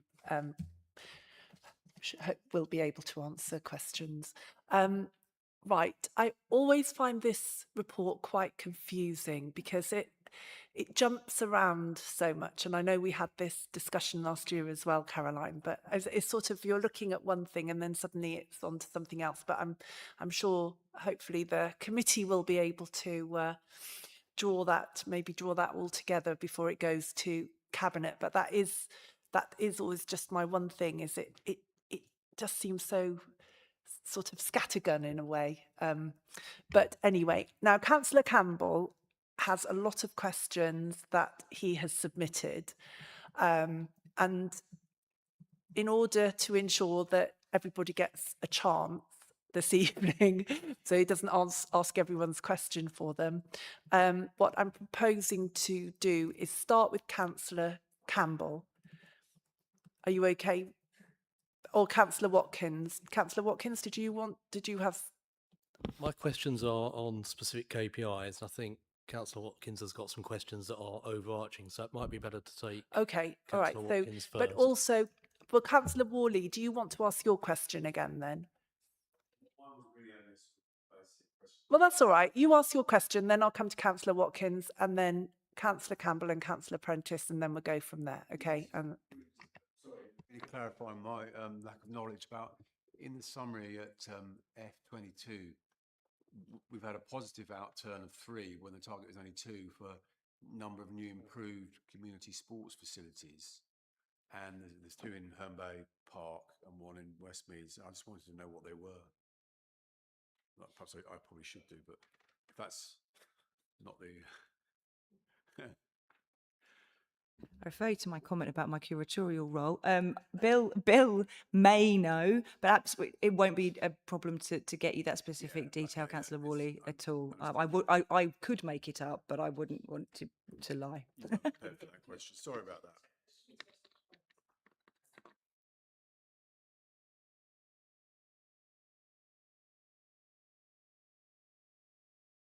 No, thank you for that. So, Councillor Watkins. Thanks, Chair. Yeah, so I've got just actually, I think it's just three points to make on this, and they are mainly high level, but I will give some examples. I mean, I sort of do reflect how we've got here in the 4th year of this administration at the council, and it's the first time we've had the new corporate plan, which obviously started 3 and a bit years ago when the new administration took over, and it's the first time we've ever had the KPIs reported against that corporate plan. And in May, this council re-elects a new set of councillors. I don't think that's a great process, and I hope we can kind of learn from it for the next council, because we spent so long getting here. We've almost out of time, and I think my sort of thoughts on the new format of the corporate plan. I mean, I do like the deep dives, and yeah, it's very beautifully produced. And case studies are good, but I don't think the numbers are as good and as reliable as what we had in the previous version of the KPIs, which was aligned to the old corporate plan. Obviously, some of the KPIs are the same in both, right? But there's quite a lot of difference on the numbers. So I'll just give you some examples on that, and then I just want to talk about benchmarking to wrap up. So, for instance, I don't know if are we meant to approve this tonight, Chair? But I would be a bit uncomfortable approving. No, this we report. don't approve. We don't. want No, it to go because to cabinet. Yeah. So it's anything not approve comment it, is but going to cabinet. we're meant to. Yes, maybe we can say we have concerns about the cabinet approving this as it stands, because, as I'll explain, I think there's quite a lot of inaccuracies in here. We say there's 24 KPIs met in the summary. I mean, the summary is very useful, but I'm not sure the numbers are right, because I can't reconcile that from the underlying tables. I can't count the 24 that are met. And I made it that 9 were missed, not 8. And then that makes me nervous that more numbers in there aren't right. I think we really need to I think we need to just commit to kind of KPI by KPI being absolutely clear that the numbers here are right, and which ones we're saying are missed in that summary, and which are hit. I mean, I'll give you another example of a number that seems wrong. There's the published appeals figure in what's that, section 5.3, which is 61%, but checking versus that same year published last year, it was 78%. So when we reported on a year, in 2 versions of this report, we give a different number, and I'm nervous about that, because it has to be 61% each year or 78% each year. It's a historic year. It can't have changed. Or if it has changed because we've rebased the data, why is there not a footnote explaining to that? Because it hadn't been to that point. I just spotted that. We'd all just be believing the headline number. My other point, beyond the accuracy, the people remember that in November 25, in I think that was Scrutiny Committee, we said that we wanted to benchmark these corporate plan KPIs so we could see how are we performing versus other districts in East Kent, because that's often very helpful, particularly where these metrics are new, and then we've not even got historic data to compare this year's number against. We could at least say, well, how are Dover doing? How are Thanet doing?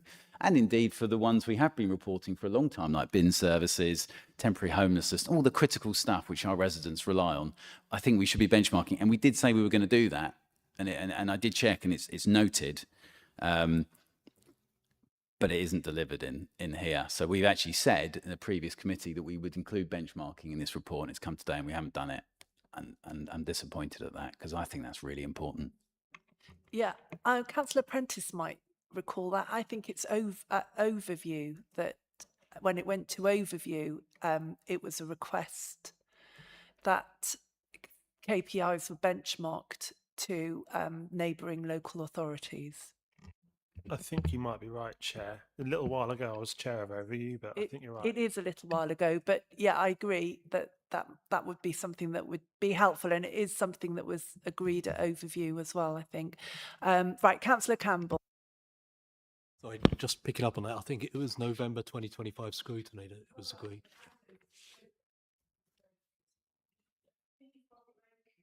Both committees. Quite possibly, yeah. Chair, what's the best way of doing this? Because if I plough through what I've sent through, I'll keep everybody here till bedtime. So shall I batch it and then move on to someone else and come back and then? Well, I think it's probably, given that we have Councillor Cornell, Marie and Bill here, I would probably keep to the ones that you know they are going to be able to answer, because otherwise it's just going to have to be a written response if the relevant officer's not here anyway. So, yeah. Okay. And I think, yeah, if you do, and then I've got other people who have questions to course. ask, so we'll move on. So if that's okay. Okay, I'll start with KPI G1, which I think Councillor Cornell might be the best person to answer. Household waste recycling rate. We attribute the 2023-24 dip to strike action, but we don't explain why the rate stayed below the KPI for the current year. Is there an explanation for that? And then my next question is really talk about the currency of the information. What can be done to provide more up-to-date information, because we're reporting 12 months in arrears, and is there something we can do to maybe provide quarterly or half-yearly information on that KPI so it's quite more current? And that leads into the question of when the 2025-26 figure will be produced. So should I? That's probably good. So yes, I think then Nick, it's probably Nikki.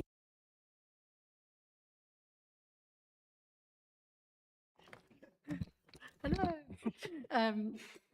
So yeah, there's a lot of mitigate, is that the right word? A lot of things that contribute towards the recycling rates. It's obviously I was talking about the EPR before, that is something that businesses were aware of, that levy before it came in. So they knew it was coming in, so they would be using lighter, lesser materials in general for packaging. And they would have started that before the levy came in, because they needed to prepare, and obviously they don't want to get charged the levy as much. There are other things that impact it. Separate food waste collection impacts it, the rate at which residents just waste food and their purchasing habits. All of those contribute to it. Our student accommodation and the tourism obviously typically has the recycling engagement with those people is more challenging than it is other residents, and our student population and tourism isn't reducing, so good on one hand, but it does have an impact on the other hand. General awareness, sometimes apathy or consumer behaviour impacts it.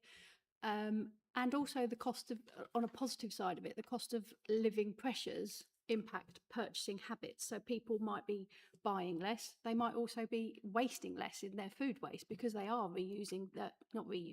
using leftovers and things more than they probably might have done beforehand. People are a bit more frugal. So all of that, as well as everything else, contributes to those end results.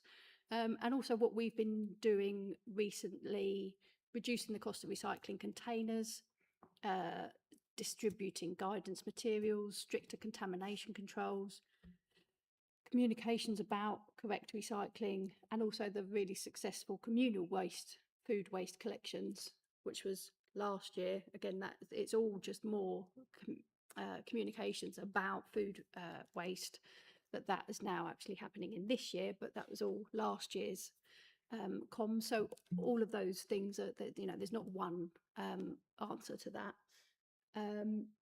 What was the other part of the question? Sorry. I suppose the other part of the question is that we're just the collection authority, not the disposal authority. So the tonnage rates are confirmed to us from KCC. So we're not in control of that timetable. Yeah. Just remember that that was the other part of the question. So yeah, we don't, we technically don't get the information back till March, the year after the financial year. So it's quite a long period until we get those verified data. So we could give draft information, but then it's not the verified, and that's why it's not in there, because it's not the verified data that we get from KCC, and that's that process that Councillor Cornell's just explained. So don't want to give wrong information, but in a report, but it does take that long for it to get back to us. And is the 25-26 data due soon, or?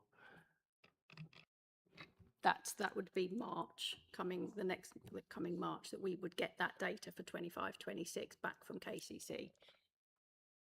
It'd be easier in the new unitary.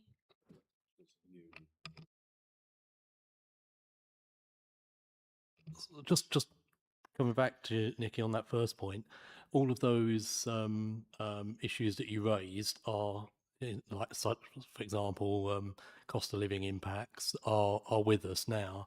Does that mean that we are forecasting to not hit the target in the current financial year, or have we introduced mitigation measures to mean that we will meet it, that rise above those concerns that you raised?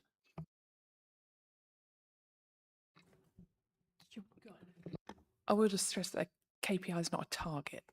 The target obviously would be bang on, like everyone would get their rubbish and recycling collected. And I just think there is a slight differentiation there. Are you talking about G1 or G2 here? So I was talking about G1 because that's the Okay. one where we haven't met the target. Okay. And Nikki was saying the reasons, and I'm just saying those reasons haven't gone away. So does it mean we will continue to not meet the target? Thank you, Chair. I think also the introduction of communal food waste collection will help towards that. So it's all a balancing act of all of those things coming together to whether or not the KPI is met. But yeah, it's not necessarily a target that we have to achieve. It's a guide to give the information of how we're doing overall. But communal food waste is new this year, so that is one of the heavier recycling. So that would be contribute towards that. Okay, thank you. Thank you. Right, I will go to Councillor Prentice now. Thank you, Chair. On housing, obviously really good that 84% of our council housing stock meets the decent home standard, and I know that we'll always be taking up opportunities to improve our stock further. But obviously, the reverse of that is that 16% doesn't meet the standard. Do we know how many households are affected in terms of the number? I mean, I know roughly how many council homes we've got, and what level of investment might be required to bring that remaining 16% up. And I suppose what I'm asking also is that if there are grant funding opportunities from central government in the same way that we have to increase our social housing stock, do we get the benefit of that? You know, would we get the benefit of that this year or in the next financial year? And then, I'm sure our finance director is very happy to see that money come as soon as possible. But what sort of timescales would we be looking at were we to be successful with getting more money so we can ensure we're complying with AWAB's law, Renters' Rights Act, so on and so forth, all the legislation that we need to adhere to. I've got another one, which is a bit of a follow-up. It was related to Councillor Campbell's point about the newsroom, but I'll ask that separately. Okay, Councillor Baldock. Yeah, it's a really good point, actually. And I think one of the things we are delighted about at Cabinet is that we've actually finally finished the survey of all our properties. And now we actually know, we're in the shameful position and we inherited all our council housing, and we frankly didn't have much of an idea what state it was in. We do now pretty well, and we just need to face that and get on with doing it, quite frankly. And That's also because, you know, as we heard a little bit earlier on, our HRA account is a little bit healthier. We've got some money there to spend wisely and sensibly, bringing some of those properties up. Some will be incredibly difficult to do. Probably things that we may make decisions to sell and buy new. Others of it, we will, you know, quite frankly, be able to get on and get some repairs done and bring them up to standard. So it's a two-part thing. Not something we're particularly happy about having that number, but we do have a plan now, and we will get on to it. Thank you. Is that okay, Councillor Prentice? Yeah, I mean, I suppose it may be more of a detailed question that I can ask the cabinet member and Marie, you know, about, you know, are there pots we can apply for? And, you know, maybe there's not an obvious answer straight away, but if there are pots of money that we know are out there, yes, we're competing with everyone else, but it'd just be useful to know, because obviously the decent home standard is really important. And if we've not got housing that's up to scratch, that might still be a few hundred or whatever homes that's just not meeting that Okay. standard. Marie, Thank you, Councillor. In terms of the investment plans, we've got the data from stock condition surveys. Just as a caveat, there are a number of homes where tenants haven't let us in yet to actually survey the homes, but you know, 100% of properties we've tried to survey. The next phase of work that we're doing is that we are pulling together all of that data from the stock condition surveys that we've done, from other inspection visits that we've done, some of these surveys and inspections from the Warm Homes funded project that we're doing as well, which we got government funding to support that, and we match funded it with a HRA so we can do double the amount of properties that we're being funded for. And as part of the Star Chamber process, we're going to use that data around bringing homes up to decent home standard to do a 5 to 10 year plan of investment. In parallel to this, we're also refreshing the HRA business plan, which is our 30-year plan in terms of how we manage stock, our ambitions, our vision, and what we want to do to improve our homes for our tenants. So through Star Chamber, we'll be taking those asset management investment plans, and we'll have a very, very clear sort of priority of where we're going, what we're doing, and how we're going to do it to get there. There are constantly, it's a changing landscapes. There are new regulations coming in all the time. You mentioned AWAB's law and some of the requirements there.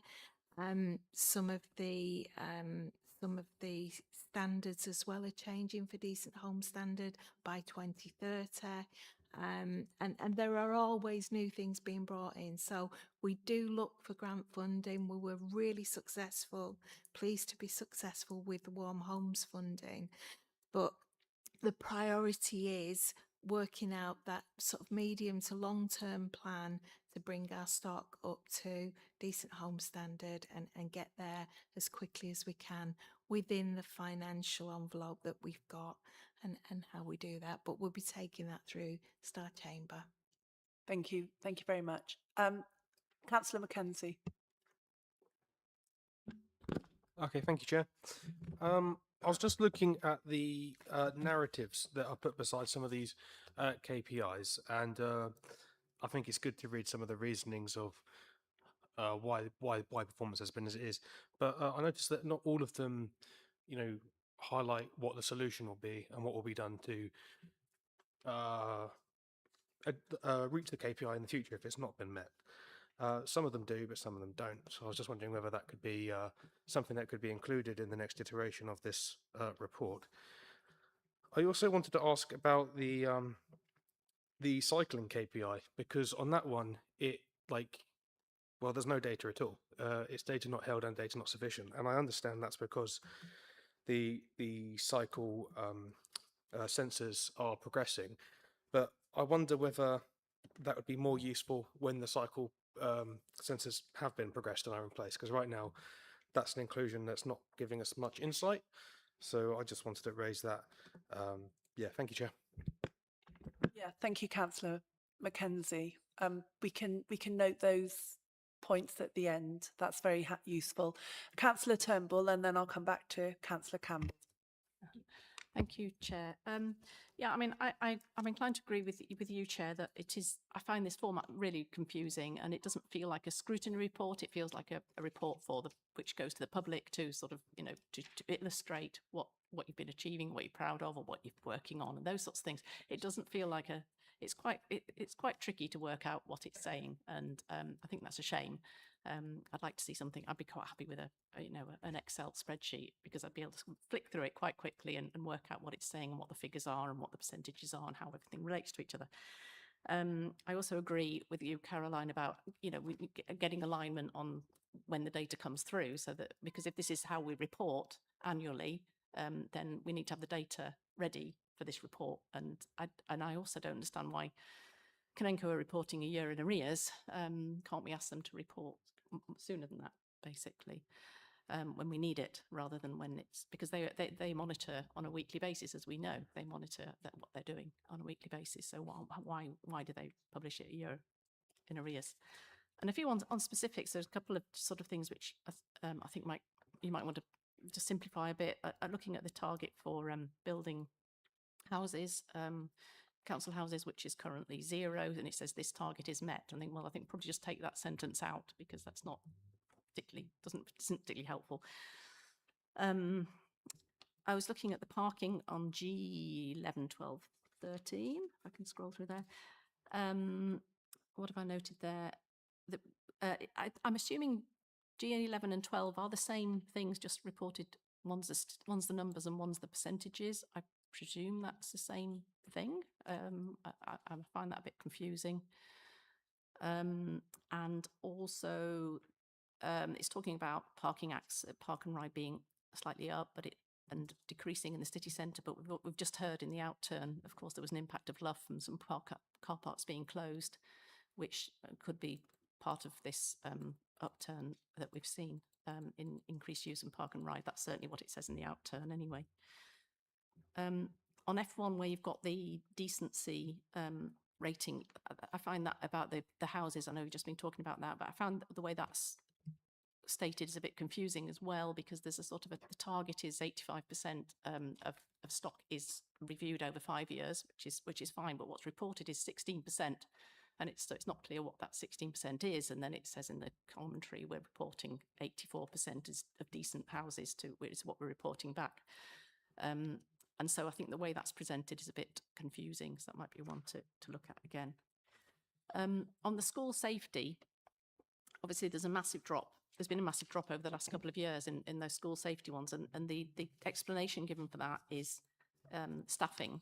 But I can't help thinking there's something else besides that, because I think losing a few members of staff, or a couple of members of staff, or whatever, wouldn't result in a reduction from 181 a couple of years ago, 76 last year, or the year before, the next year, and then 17 the following year. There's something else going on. So is that being deprioritised? Maybe, and that's maybe why it's gone down and focus has gone to other areas. I think that was it from mine. Thanks. Thank you, Councillor Turnbull.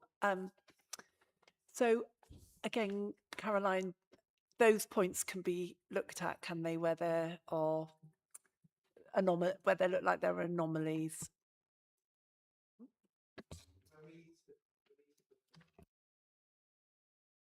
No, Marie can. No, but absolutely. I mean, I think the stylistic ones, of course, I think, and I mentioned at the start to your point about this doesn't feel like a scrutiny report. This is a slightly awkward fit, because this is the corporate annual report, and this is the time slot in which it can come to scrutiny, and scrutiny do need to have the opportunity to scrutinise it.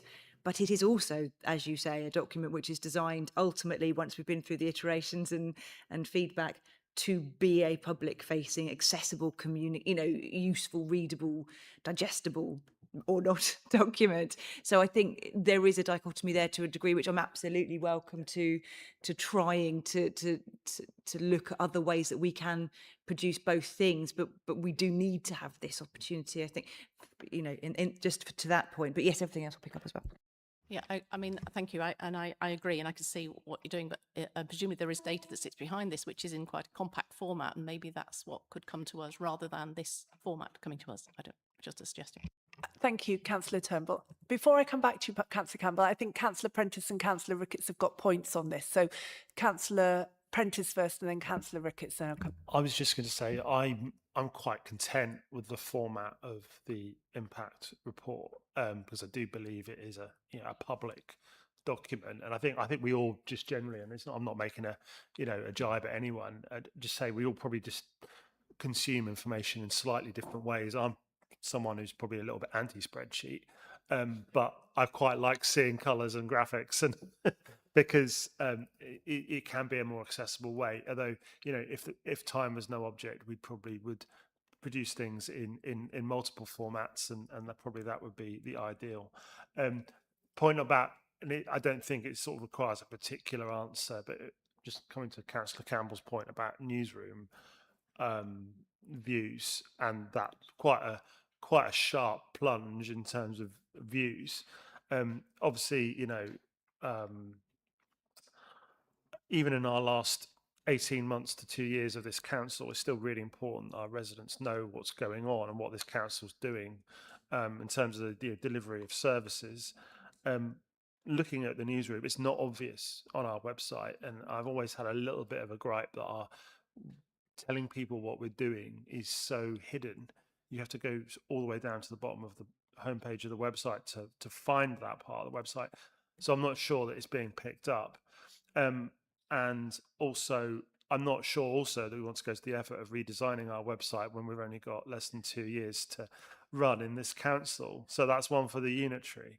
But the media has massively changed, obviously, in recent decades. And I think the way websites get picked up by search engines and so on is, that changes all the time.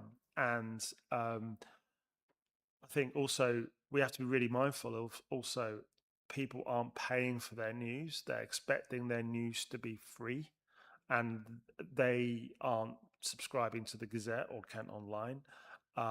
And so we just have to be mindful also that people aren't on social media. And we share a lot on social media, and that's absolutely fine. But a lot of people don't get their news from social media. So I just think we need to be a little bit mindful of that challenge, and reflect on that with that particular KPI, because I think it's a really important one, but I know we're not necessarily going to fix it overnight. That was all. Thank you. Fine. Sorry, if you don't mind, actually, Councillor Prentice, I will just come back. I am, generally speaking, and directors I'm sure will not disagree with this, I'm quite mean to my fellow heads of service when it comes to the aggregation of the data for this report, and I hold the line on what was agreed ultimately at cabinet, and this is you may think that times have moved on, and and everyone has an opinion on the KPIs, and our own opinions on our own KPIs will fluctuate. We thought it was the best one ever, and then we don't like it anymore. But I would say I think, and again, I've made this point earlier, I don't think we should be jettisoning KPIs at all, because we can't track anything then. But I do think there is some merit to adding in something else with a bit more nuance for exactly as you say, to truly measure our engagements with our public, because we do have, through social media, really good engagement. We have really high numbers of interactions, and I think it would be helpful to this debate to aggregate those things together and give us a slightly broader view of actually how we're performing. I think it's a little bit I think it's not really fair, because there is also, I mean, you absolutely work in the industry, and you know it better than most. People are increasingly wanting to be spoon-fed. Actually, not only they don't want to pay, they don't want to click. Back when I was designing websites, 3-click rule, you could, as long as it was in 3 clicks. People won't do that now. They'd like to maybe blink once, and I think we need to make, and I think so putting our new, and I wouldn't want to speak for Leo, and he would I hate it if I did, but putting our news where they are is hugely valid as a tactic. There are many tactics that which we ought to employ, and we absolutely should continue with our own stuff. But I think it would be a fairer reflection of our performance if we added something else in. I wouldn't want to say what that ought to be, but I think that might be something that we would look at for next time as well, just to give it a bit more flavour. I agree with what you've said, and also my comment wasn't a comment on the quality of the content. It's just how people find it. And the quality is great. So, Thank you. Councillor Ricketts. Thank you, Chair. Yeah, I mean, I declare an interest as I was obviously involved in the putting together of this format of report, and as Councillor Turnbull said, I'm glad it feels like something for the public, because that's the idea. This is a report for the public, not a report for the Scrutiny Committee, but the Scrutiny Committee is scrutinising the report that will then be published for the general public. So this isn't for us. This is for us to scrutinise to see if we've got it right before it gets published, to see if there's anything else to go in. And I think to the point of where the information in this report is and isn't, is what the next agenda item after this. We have that full sort of year's worth of business where a huge amount of that stuff, particularly on Canonco and other areas, that we've got the opportunity to scrutinise those reports in more detail. And I think maybe it's a point of communication with what the point of this is and what the point of this meeting is actually this report. We had a huge amount of financial information presented earlier on, and that's the point at which where we can look at where there is that massive deep dive into it. And I think with all these KPIs, this could be done by a spreadsheet for this committee if we wanted to. I saw the job of this agenda is this report fit for purpose to go and be published? Now, actually, I think as has been highlighted tonight, there's quite a lot that needs to be changed in order for that to be explained, and I think it's come through. And the first thing is possibly that blank page, and I'm going to have a go at the leader for not doing his homework here. He needs to write that before it comes to this committee, because I think that would have answered quite a few of the questions about what the point of this evening was. Is this is to, and as every administration, it is their right to choose what it is that they report to the general public. There are obviously KPIs that are there as well, and what it is within that report is the idea. As I saw it, was you report those KPIs, but it is the administration's right to highlight what they think they've done well, and they're entitled to that page of case studies and stories before reporting the actual KPIs. Now, I think that we can quite rightly say that the commentary around it could do with being a bit fuller, and actually the point of the report itself there. But I think that if we're talking about wanting more and more regular information, for instance, Canonco, there are other committees where we can look at Canonco performance on a regular basis. And if we're waiting for this report to this committee, then we're probably a bit late in interrogating that. So I think maybe we can deal with that in the next bit. And maybe it's a case of saying this report is dealt with separately, and when we talk about KPIs, there's a separate KPI report that comes to this committee, or we do it slightly differently. But I think when you're talking about digging into this report, it's one of those things of saying what we're doing is we're looking at the cover of the book rather than what the actual content is, and we could probably have some different officers to answer the content rather than asking Caroline to answer questions about every area of the council. So, sorry, thank you. Yeah, no, thank you, Councillor Ricketts. I think that's exactly the point. And you beat me to it, but I was actually going to ask the leader if he would tell us what he plans to put in his forward, because exactly, we should have that coming to us so we can see that. I think where it gets confusing is, yes, we're scrutinising a report that's going to the public, but it contains KPIs that we're also interested in. And some of those KPIs don't naturally have a home in other reports, or as you say, they're going to cabinet advisory committees that maybe people here aren't on, and so they're interested in scrutinising them. So it almost has like a double edge to it, and that's where it then starts to get a bit confusing, because you're scrutinising and scrutinising something that's being scrutinised, and so it sort of is a bit endless in a way. But I think you have you have put the point very well. So Thank you for that. And I think then when we come to summarise that, we can put that in. Councillor Dan Smith, yeah, do you want? Thank you very much. Actually, I agree with Councillor Mackenzie that actually I quite like the format of this report too. And also with Councillor Ricketts that it is a kind of, I would go with the blurb in the book rather than than the cover, but it does give a good sort of, for someone who's more of a sort of a layperson with this kind of thing, a quick snapshot of various data. And I agree with yourself, Chair, that there are some things in here that don't have a easy home elsewhere. So one thing I would suggest is that perhaps something of this report that would aid this report is a link to the source each time. So one could actually go to the key data, where it came from, with each aspect of the data, and that may be helpful when people are trying to read it or trying to sort of make sense of it, because they'll hone in on a particular area of their interest and be able to find more info if they need it. So just a suggestion on that one. Thank you. No, thank you. We're still waiting. Councillor Campbell's still waiting. Councillor Campbell, what do you want to do? Do you want to? Are there any more of your questions that you want to ask, or do you want to have those come back from officers? I think it would probably benefit everybody if we maybe could append the questions to the minutes and provide answers from officers to those. I don't know if there's a way of doing that. Yeah. Yes. Would you like to have a written answer then?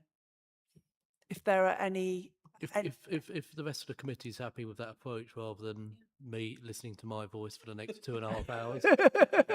I mean, I'm sick of hearing it. God knows what everybody else is. Not at all, and not to rush you through. But I think we're just cognizant that not every officer is going to be here to be able to give you a full answer. So if it's better, we could. Yes. Yeah, we do it. So if officers do a written response and share it with all the committee, would you be happy with that? Or do you have something that you would like to raise now? No, I would be happy, but as long as they form part of the formal record of tonight's scrutiny. Yeah, that's not a problem. Yeah. If everybody else is happy with that. Okay, then yeah, thank you. I think that's we might just repeat it. And then of course from the answers where there are meetings coming up over the next 6 months or whatever, you can always return to those anyway. If you need to, if you want to return to those KPIs. Recognising some of these don't have a Yeah, home. yeah, exactly, because they'll come back again. Yeah, sure. So are you happy with that? I think so. Yeah, I mean, we probably need to reflect on the fact that a report of this nature is going to generate a lot of detailed questions.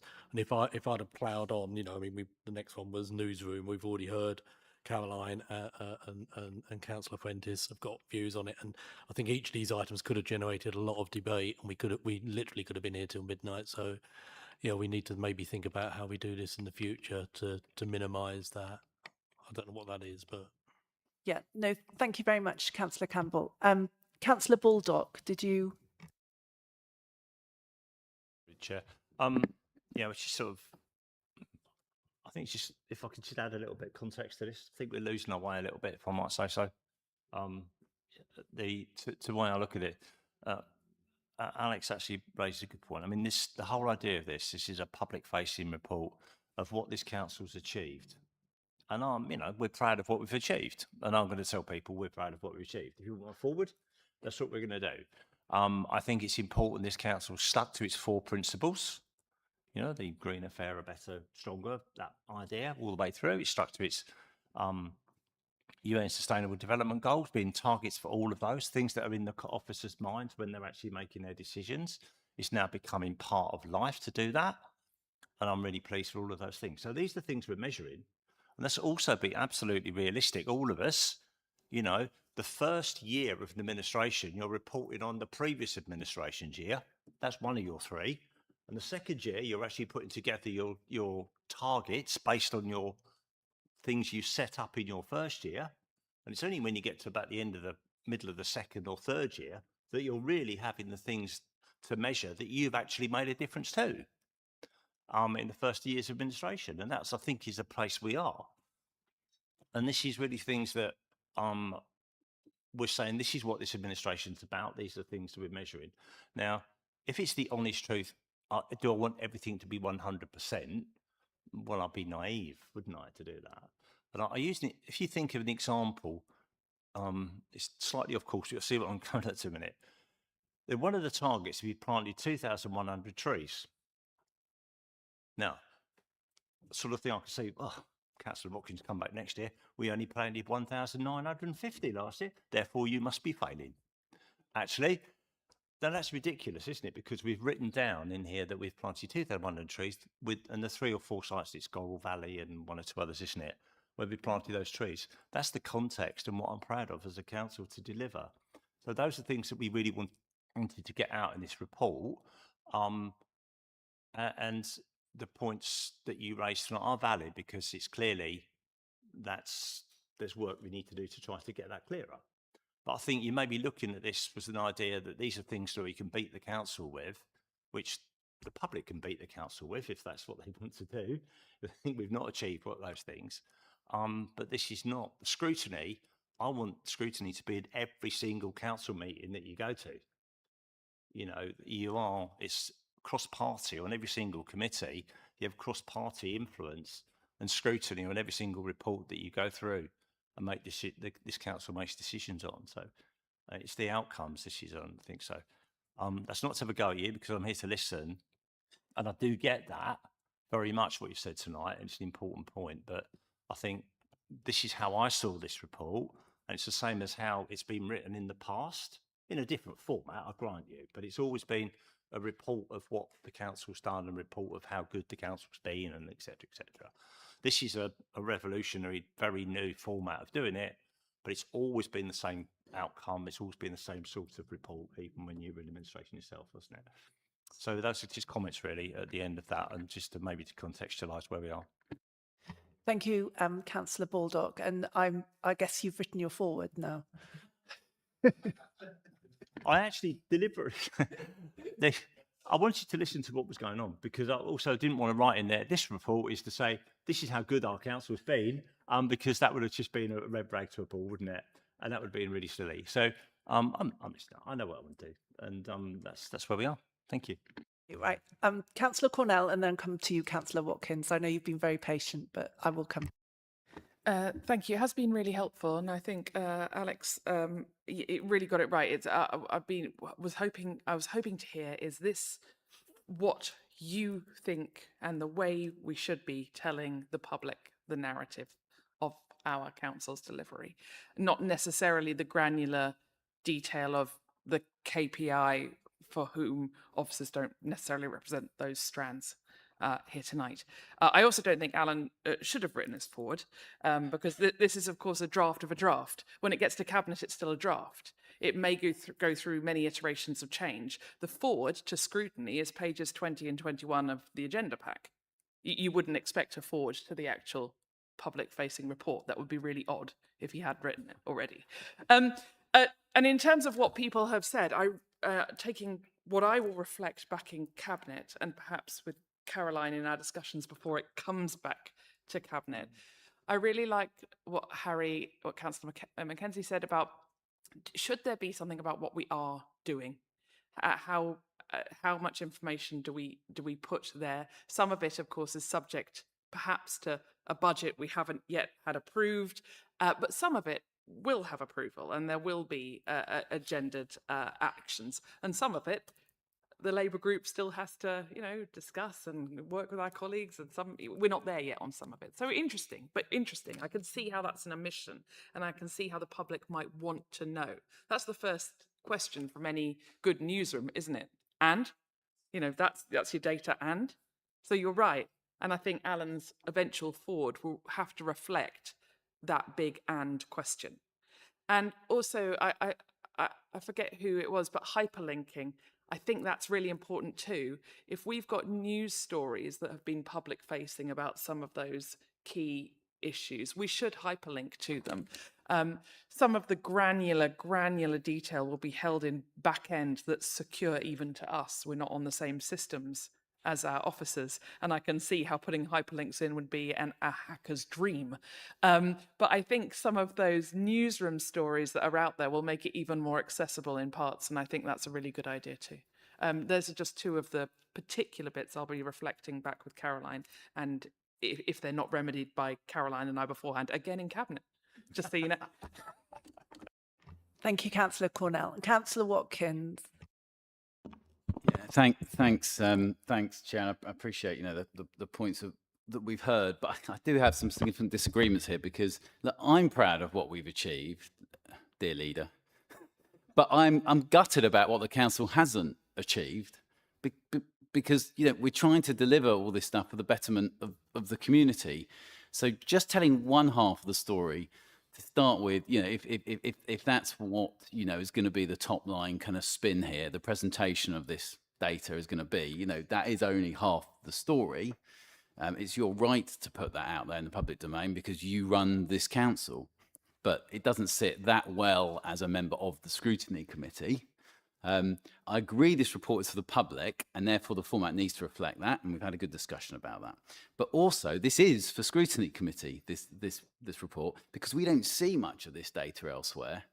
So where do we scrutinise it if not here, if not tonight? Which I think is why some good points are made about let's have this in a sort of, maybe as an addition, just an Excel spreadsheet with the incremental data we need so that we can do a proper job of analysing it before you then start talking about how you beautify it. And I suppose that comes on to my final point. The most important thing about this report isn't the spin about, how the council is doing well or isn't doing well. It's actually about the performance data.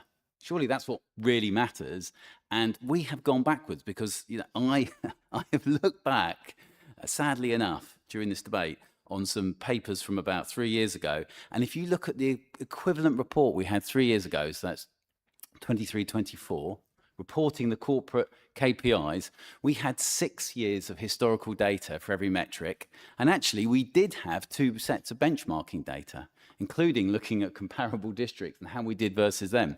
So I've looked at it. We have gone backwards massively in 3.5 years in terms of the data. I mean, it might look prettier, but I'm not sure we're all here to make things look prettier. I think we just want the council to perform very well across the board. And it does perform very well in certain areas, but it is not performing well in others. And so I'm sort of sat here and I've got all of these things to put in front of you. And I'm not really sure what the next step is. Is it just that this gets noted and the dissatisfaction of a number of us in this room who want better and want the public to know the full picture? That goes to Cabinet, but Cabinet can just decide to ignore it and put it out as it is, even with the factual inaccuracies as well that are within this? Well, it can't go out as it is because, as Councillor Cornell says, it will have another iteration and that will go to Cabinet because it's got to have a forward for a start. So yes, what we have to hope, and both Councillor Baldock and Councillor Cornell have said that they will do, is that they've listened to us this evening and they will take away, and also it will be minuted and that will go to Cabinet. But before I come to you, Councillor Cornell, I was going to say, I mean, this is one of my sort of issues with this report, and I think it looks very nice, and I think that it is probably very straightforward for people to look through. But it's just, I've just picked at random, G7, which is the number of council homes where EPC rating has been improved to at least a C rating. And this is where I think Councillor Mackenzie makes a really big point on the narrative, because first of all, you think, well, what does that, what on earth does that mean to most people? But then it just has data not held 0, due September 2026, trend over given years, not enough data. And I really sort of feel, well, how beneficial is that to a member of the public? And I think, there are quite a few of those in the report, and that's what I mean by a scattergun approach. I think it could be a much tighter report that actually focuses on areas where we can say, look, this is going really well, or we've innovated in this area and we're really proud of it, or actually this hasn't been so great and we know we need to work harder. But I just think there are some of those items in there that are, you know, I'm not sure how they benefit anybody. I don't know how they benefit us as a council. I don't know how they benefit someone reading that, and that would just be my sort of feedback, really. But you wanted to just come back. Chair. Yeah. Councillor Prentice. I mean, I think you picked up a really good example there, because it does deserve context. That particular item G7 does deserve a bit more context. And we talked about some of the reasons why data isn't held tonight, because we knew we didn't have enough surveyors. So I think it is constructive feedback. I still think the format's fine, but I think there's room for more context, and hyperlinks was another really good suggestion. So I think there's probably general agreement with the committee about some of those really constructive suggestions that can be made. But I agree, that's probably not a good example where you've just got a few blanks and not enough info. But, you know, that's what we're here to scrutinise, isn't it? Exactly. And Councillor Dan Smith. Thank you very much. I was doing my little totting up, having very fortunately got a paper version, which I've now scribbled all over, so I do apologise very much to the officers who lent me this. but the ones where we didn't have enough information, or it's incomplete info, or it's the first measure, was actually 16 out of the 69. So it wasn't a huge number of the total. I think for Councillor Cornell, the 53 other ones, we had 32 where we've either met the measure or increased the measure, and this was really easy data for someone to just glance through and tot up. But that came out about 60%, so could do better is, I think, probably the comment to the teacher. But Councillor Cornell, then. I mean, it's tricky with KPIs. You should always, to some extent, you should always be in a could do better, or your KPIs have been too loosely set. So the minute we've hit it for a year or two, you'd adjust it. So probably 60% is a pass. And in the background of this document, of course, you know, and we know, and the officers know, there are probably hundreds of KPIs in the council that aren't here. This is a suite of selected ones. Well, we couldn't. How many might there be? 400, 500 across different KPIs across the different council. That many? Yeah, and they're not here because that's not what we're doing tonight. I suppose if you asked to see as scrutiny all the KPIs that were measured in X department, well, I suppose you could, but that's not tonight's agenda.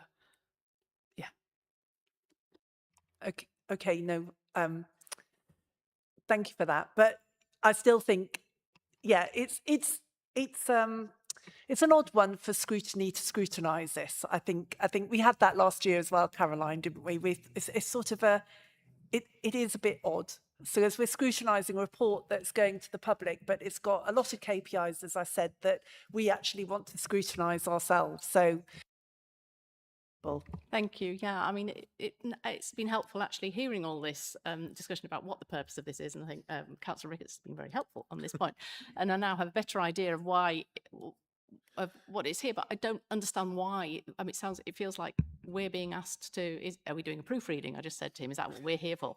You know, are we a focus group looking at this report? I mean, it's not. We're not. It's not a looking at. We're not being invited to look at the KPIs and comment on those. And so if it's just a comms piece, then why is it coming to scrutiny? I suppose is my question. Caroline. Actually, I think Councillor Cornell has. I don't want to has addressed the role that of scrutiny in that, but I would just like to make a point on the KPIs, and I think Councillor Carnett, Chair, we had this discussion in the Chair's briefing, which is this discussion. I've been in charge of corporate performance now for over a decade. We have it every time, and it's absolutely the correct debate to have, which is, are these the correct KPIs? Are these the best ones? And there is it's an art, not a science, to a degree. There's two things I'd say, and one is going to Councillor Watkins' point about the historical data, which we had back in 23-24, and indeed hitherto, these are new KPIs in the main. These are new KPIs, so we just don't have historical data on things that we did not measure prior to the establishment of those KPIs, which was last year, which is why historical data obviously not held absolutely to the point that not having them in the intervening year. We need to be looking at why that is the case and why we've not been able to capture. The cycling one's an interesting one. The sensors, there are boring practical reasons sometimes, but that doesn't mean that we don't still have to find a way to communicate the performance. And I absolutely agree with that. The other thing I would say, which is coming back to the kind of benchmarkable data, again, that's a difficult one, not as straightforward as it would appear on these KPIs, because these are Canterbury City Council's KPIs, which are drawn from our corporate plan and our ambitions. Dover, Thanet have different ones.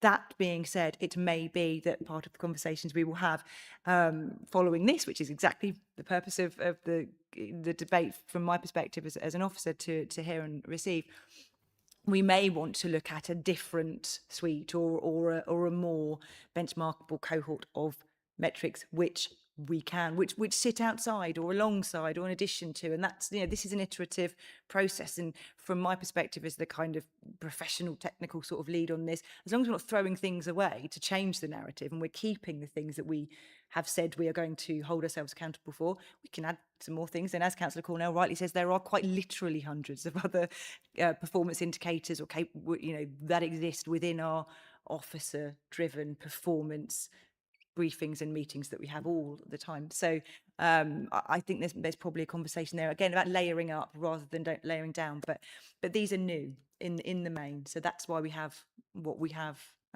right now. I hope that helps a bit. Okay, all right, Councillor Watkins very quickly, and then Councillor Cornell very quickly, because then we want to move on. I really just have to respond just in my specialist area of knowledge in my shadow role, which includes Kinenco. The KPIs which have changed, you're right, they are changed in this corporate plan set of KPIs versus the previous one, but we've made them easier in almost all instances. And I have to sort of conclude looking at that just helps make this report look a lot better. So it's really embarrassing, frankly, to have to sort of blurt this out, but that is what's happened with the Kinenco ones. They've changed, but it does look like they've changed systematically to make it easier so that it looks better.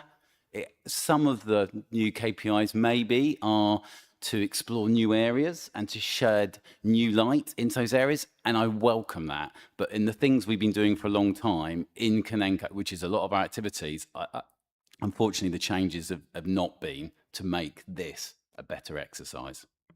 Councillor Cornell then. I mean, there's no secret plot to make the Canon Code data look better in these KPIs.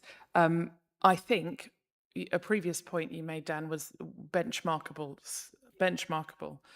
data would be really helpful. And I think perhaps especially helpful in some of the Canon Code data to have that benchmarked against our neighbouring authorities. And whether it's an appendix or an extra, especially with us going through local government reform, I do reflect and agree that I think it would be really interesting to have benchmarked data where possible.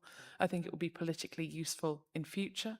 I think it will help maintain standards perhaps in future, or know where best practice can be found in future, especially in the authorities we border. So I take that suggestion.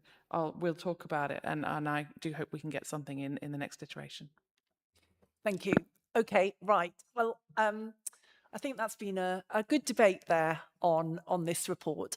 And I'd like to thank Councillor Baldock and Councillor Cornell for their input, and indeed every member for their input. I think we've got some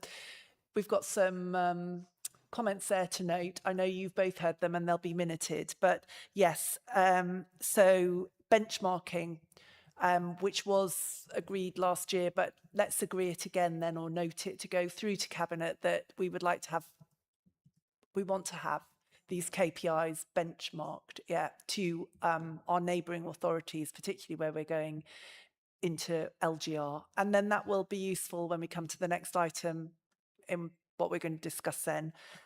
Councillor Mackenzie's point, where we want narratives in the report, better narratives, better explanations. I think that's really important. And also then Councillor Watkins raised right at the very beginning some of the inaccuracies in this report that really carefully need to be noted. So, okay, if we're all happy with those comments, and I know there'll be others that have been written down during the debate. Sorry, Councillor Smith, did you have another one that you? Just briefly, I mentioned hyperlinks. That was mentioned Oh a yes, couple of times. Yeah. hyperlinks as well. Councillor Cornell has noted that as well. So yes, that's all good. If we're happy with that, can we note this report to go to Cabinet then, please? Yep. Okay, noted. Thank you all very much. Right, well, thank you, Councillor Cornell and Councillor Baldock. If you want to stay, you're very welcome to. But if you don't, then you're free. You're very welcome to go home. Because if you're and the yeah, not to get rid of you, but just that you've done your bit, so you are free to go. So thank you very much. Right, so we now return to our item 6, where we are going to look at our topics for next year. And I know, so Marie's going to give an introduction, and then we can have a look through this and hopefully not take too long on discussing it, because it is not to hurry everyone through, but it is 9:30. Thank you very much, Nikki. It is 9:30, so we probably don't want to spend too long doing it. But over to you, Marie. Thank you. Thank you, Chair. So for the last 2 years, this committee has worked to a programme of themed meetings. Having these themes has given the opportunity for this committee to do deep dives into key areas of the council service delivery in terms of performance and how things are progressing. The report summarises the topics that have been looked at between September 25 to June 26. There is a proposed timetable, draft timetable within the report as well. I would just point out that this committee is the council's nominated Crime and Disorder Committee, so the Community Safety Partnership annual meeting and approval of priorities and plans needs to take place. It's an essential requirement, so we've got to keep that. So it's, given that we've spent, quite a long time looking at the impact report, you've mentioned some ideas here. It would be good to have that discussion in advance of the next 12 months to look at what themes you want to prioritise and focus on. Yeah, thank you very much, Marie. Well, I think what we also should bear in mind is that we have 4 meetings a year, but we do have the call-ins as well on the timetable. And I think we did agree last year that if we needed to, we could use one of those call-ins for reports. So I think we can bear that in mind, because then that sort of frees up the community safety partnership in a way, because that can be the 5th, and we can always put an extra one if we need to. I think I would say for November 2026, we need to keep the housing and contract management one there, because that's really important that we're scrutinising housing and contract management, because those are our KPIs. Councillor Campbell, that is where you'll be able to bring many of your questions back to that meeting. But I leave it over to everyone else. My one thought is LGR, that maybe from March next year, we should have a regular report coming on LGR, which the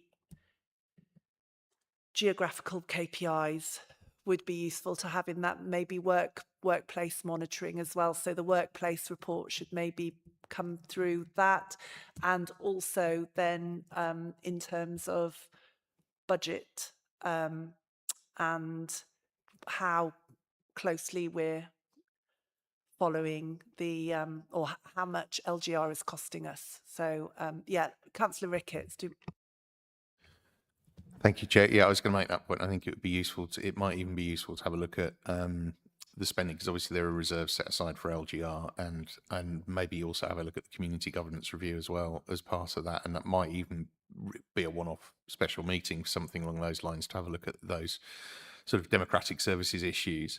In terms of the order of the meetings, and I think to go back to the point from earlier on, and I think your point was pertinent, that there are some bits in that performance report that don't naturally find a home, and it was almost the case of, by the time that report comes to this meeting, if we haven't drilled into those bits of performance and KPI, it's too late by this point in order to look at them. So, you know, all of those elements should have been reported to other committees, and through that committee process, probably through to this committee. So as you rightly say, we have that housing deep dive, but there are also other committees that look at the ongoing performance before that comes to scrutiny. It might be worth an exercise of looking through those KPIs to see if there are any gaps there, so that we get to the point where we're understanding what the performance is. So for instance, I think perhaps this committee has been asking the wrong questions in the past of where it is, and probably a little late. We could look at that KPI issue slightly earlier, before the draft of the report. If we're looking retrospectively at setting the KPIs, we could look at moving that into an earlier in the year committee next year. Then we get the report later on to analyse the performance. But I think there is that element of saying the performance review is probably not that September committee. It's probably something that needs to be happening throughout the year, and then that comes to council. So I think it might just be a category element of saying, are there any elements in the September report? So this meeting next year should be a case of, well, we've seen all of these different areas through the scrutiny committee throughout the yearly cycle. We are aware of these going into that report. We've drilled into those before it gets to September. But what are the bits within that report that we've seen tonight that actually don't appear on the scrutiny agenda before September? So if there is something like, if cycling isn't included in the transport thing, I don't know off the top of my head actually which bits aren't. But we know that housing, we know that Can & Co, we know all of these things will have been reported to this committee in the roll-up of stuff throughout the year. But it might be worth doing that exercise of going, what through those KPIs isn't rolled up into those earlier meetings? I don't have it off the top of my head now, but I think your point of some not having a natural home, I think that might be a piece of work to have a look at. yeah, we almost need a mop-up performance report before. And I was also going to make the point that maybe, given what's happened with that outturn report tonight, maybe this September finance projects and performance, that needs to go into early June, and transport could come into September, because that's fine, because transport's a good time to be doing it now, actually, because we'd be feeding into the budget. So sorry, to that point, actually, it'd be feeding into the OSPO as well, which if they're still doing them exactly. manually. So actually, swapping finance and performance for transport in the agenda might make a lot of sense. It's a good job Caroline and Nikki have left, otherwise they'd be screaming at me. Yeah, but I think earlier scrutiny is probably a better thing there, and actually this is a better time of year to look at transport. Right, I'm going to come to Councillor Naomi Smith, then Councillor Mellish, then Councillor Campbell and Councillor Turnbull, and then Councillor Watkins, if I can remember that order. That's a lot. I thought I was going to get home early. Please, Dan, keep it short. I wanted to ask why this committee doesn't look at active life. You know, because it's, I mean, but we should be looking at it, and I think we should be getting a report about it. I don't, because there's nowhere else it can sit, I don't think. I mean, and it's a shame Bill's gone, because it's Bill's field on this, but they're our buildings, and it's our service, it's our leisure provision, and I think I'm a very good keen user of Active Life, so I get a lot of the inside gossip and things that it's not very rosy at all at the minute, you know. So things, it does need, and I would suggest that it probably needs to come sooner to this committee. Thank you. Yes, Councillor Campbell. Just in response to Councillor Smith, I'm not a big user of Active Life. You probably gathered that, but maybe Companies Advisory Committee might be a good place for it. I know it doesn't fit the same. It doesn't fit the same model as the other companies that go there, but it's a sort of arm's length company that we manage. I think, and I think the format of the reports that go to Companies Advisory would work well for Active Life. Just as a suggestion, rather than creating a new forum. Yeah, Marie. Thank you, Chair. I mean, just as a suggestion, Active Life operates on a contractual basis. We've got come to the next so we've got contracts in the November one, so we could make a request that you know that we include Active Life in that contracts performance report. There may be some commercially sensitive information, but you could have a closed session on that. Yeah, I think that's a good point. If we put that into contracts then, and if we need to, we could always have a closed session. Councillor Smith. Can we ask very specific questions that we'd want from that contract provider? Yes, you can, Yeah. because if it comes to chairs, if you basically, and in fact, it's one thing that members haven't been, I don't want to tell you off, but it's something that members haven't been doing too much. But when there's a themed subject coming up, yes, please, everyone, if you have some topic that you really want to see in the report, then make that known to the chair and vice chair, because in how this works now is we have a pre-briefing. So on this next agenda, we'll be meeting very shortly, I'm guessing, and we'll be deciding what we want to focus on in that report. So if it's Active Life, then we can say we want to focus on Active Life. If it's something else that someone thinks is missing or needs scrutinising, then it can be that. So please feed into us and let us know, because it shouldn't just be my choice and Councillor Turnbull that we sit there and we say, oh, you know, that's what we want to cover at this meeting. It needs to be all members who are feeding into that. So yes, if you have specific points that you want to be raised in that report, will you please let me know? Thank you. Thank you. Councillor Turnbull. Thank you. Yeah, just on, I mean, I totally get your suggestion, Marie, for moving it into that, but that's going to make that a really chunky meeting, because, you know, there's a lot of stuff on housing that we're going to be looking at. This contracts performance update already with the other ones. If we put in Active Life as well, especially as it's a new one, which, you know, for us to get our heads around. Yeah, and Park and it's Rides a there as well. massive meeting. It will make, we'll be here all night. And I agree. You know, it looks like the right fit for it, but yeah, although it doesn't need to be a huge part of it. I mean, we can see, because there might be other contracts that we can that we focused on last time. I mean, I'm wondering with the park and ride monitoring 6 monthly, that's probably not going to be that big a report anymore, is it? You know, it's yes, yeah. Whereas that was a full 2-hour report when we started off. That's actually a much smaller report now. So let's have a look at that. My one concern is that, yeah, Active Life is a really big issue at the moment, and I think if we leave that to go into the Cabinet Advisory, I don't know when the next Cabinet Advisory is. When is it? And is there time to when? Companies advise. Yeah, companies. So it's going to struggle to get into that agenda now, isn't it? Oh, you've already gone out. So yeah. So it's not going to get into that agenda, whereas we can get it into a November agenda. So, look, Councillor Rickett.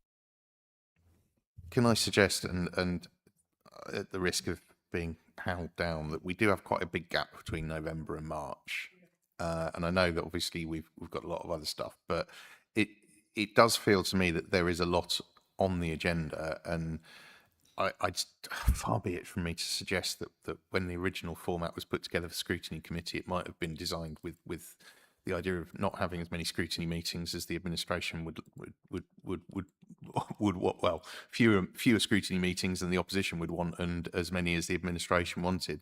that there is enough there, and I think that we can ask for more stuff. That we could have another scrutiny meeting, in even either in the early new year or try and squeeze one in this year. But I think that November meeting looks like 2 meetings to me. We've got a provisional call in on the 16th of December. Oh, so we could use the call-in date. 20th of January. We did that this year, didn't we? So we Yeah. could do, we have done it already. So we did add an extra scrutiny into this year. So yes, can we look at that then, go for that 20th of January? But again, what we need to be careful is we don't lose anything out of that meeting that's coming up to Cabinet. That's where but possibly the park and ride could go into January.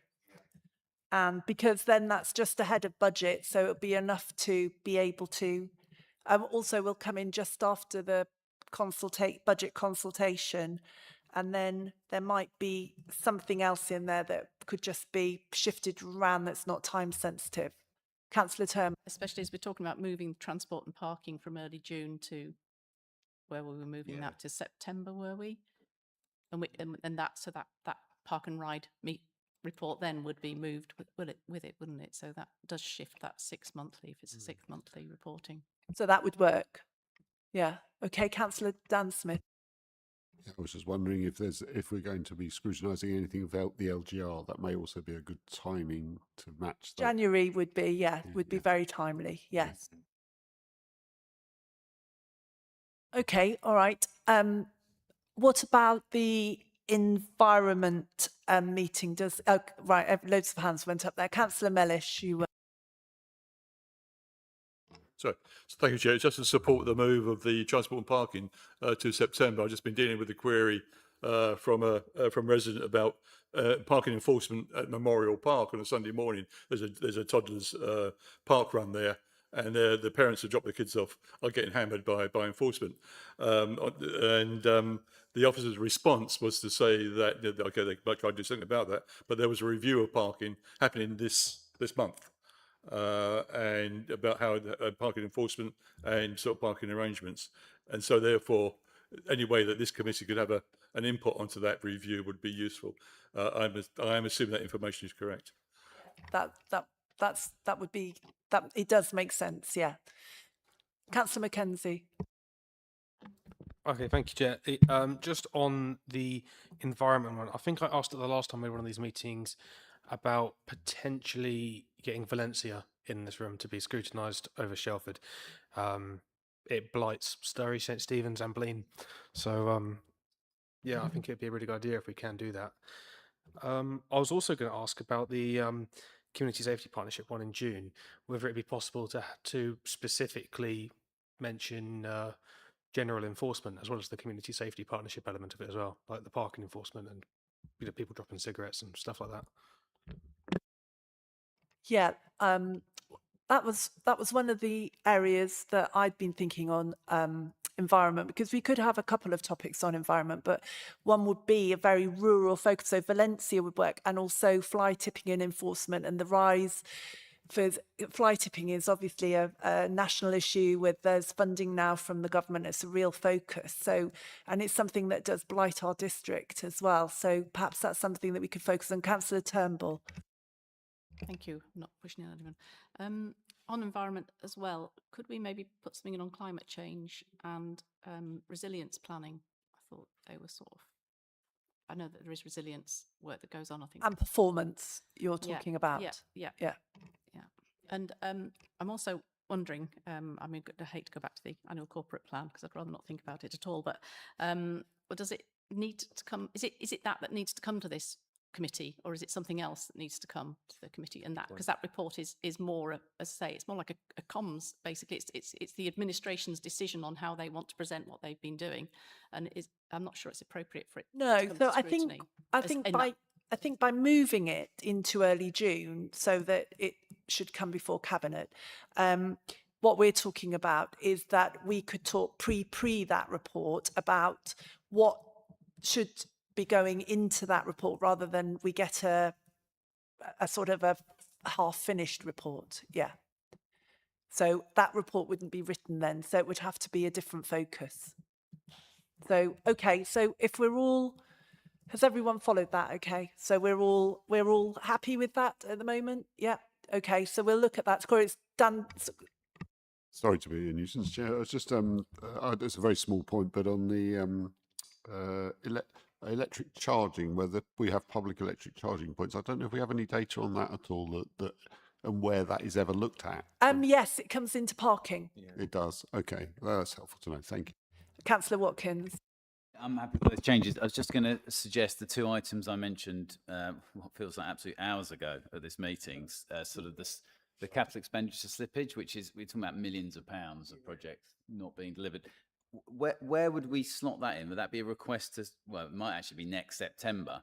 We'd have to wait. I think finance. Yeah, it's a long wait, isn't it, given how much money is at stake there. Given that we won't be around for much longer after that. I don't know, we could have a look and see if there was something that could, well, that January, maybe that January meeting. Which is, so I'm just scrolling up. The one we're going to add in. Oh, the new one. Yeah, the new one. Okay. Well, Yeah. I mean, I do think that's, Yeah. that's very important. Okay, we could And- look at. And the other thing I was going to say is just like, is there appetite to look into the kind of military road delayed sale more, given how much that's cost us? I mean, it's a lot of money, £600,000. Well, that could go, because also that will be pre-budget, so it'd probably work in that one as well. Yes, because if it carries on, it will keep costing us tens of thousands of pounds a month. Yeah, no, exactly. Andrea.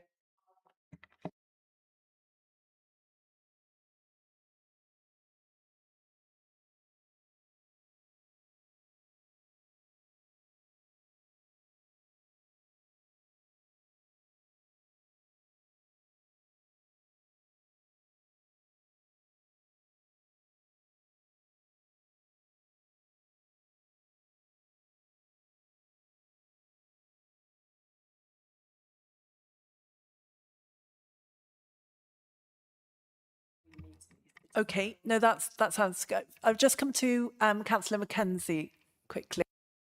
Okay, thank you. Just another thing I thought of was, in the spirit of the white ribbon motion that Councillor Padgett and Councillor Forrest passed, would it be possible to have a chance to scrutinise and monitor performance on tackling violence, women and girls, and what we're doing on that declaration? Be able to do that in the community safety review, shouldn't we, Marie? Yeah, so we can include that in that. Yeah, no, great point. Right, okay, so is there a proposer and a seconder, please, for the changes that we've proposed to this? So Alex, Councillor Ricketts is proposing, Councillor Turnbull is seconding. I don't have to remember what they are, do I? Well, they're everything we've discussed. So we're going to put active life into contracts. We want to put use the January call in for a meeting. LGR, slippage, park and ride, we want to move into that. We want to swap the September with the early June meeting. And then we want to, have a mop-up performance report coming in there as well. And there were some other things. Yes. Yeah, but it's not that much, because some of it's in there already. It's just switching some stuff around. So, okay. So we're all right with that. So on that note then, yay. We have to vote on it, yes. Do we have to do a recorded vote? Yes. Oh gosh. How exciting. We never do recorded votes at Scrutiny.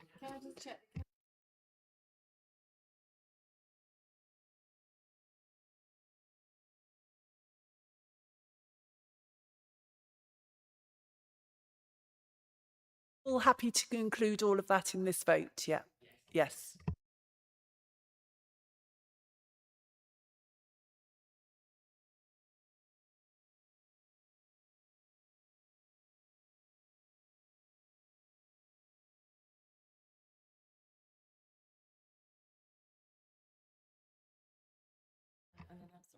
Okay, so that's all carried. So thank you very much. So I'd like to thank the officers, thank all the members for being here this evening. Next meeting, as we've already discussed, is 25th of November. No urgent business, and we don't need to exclude anyone. So thank you all very much, and see you in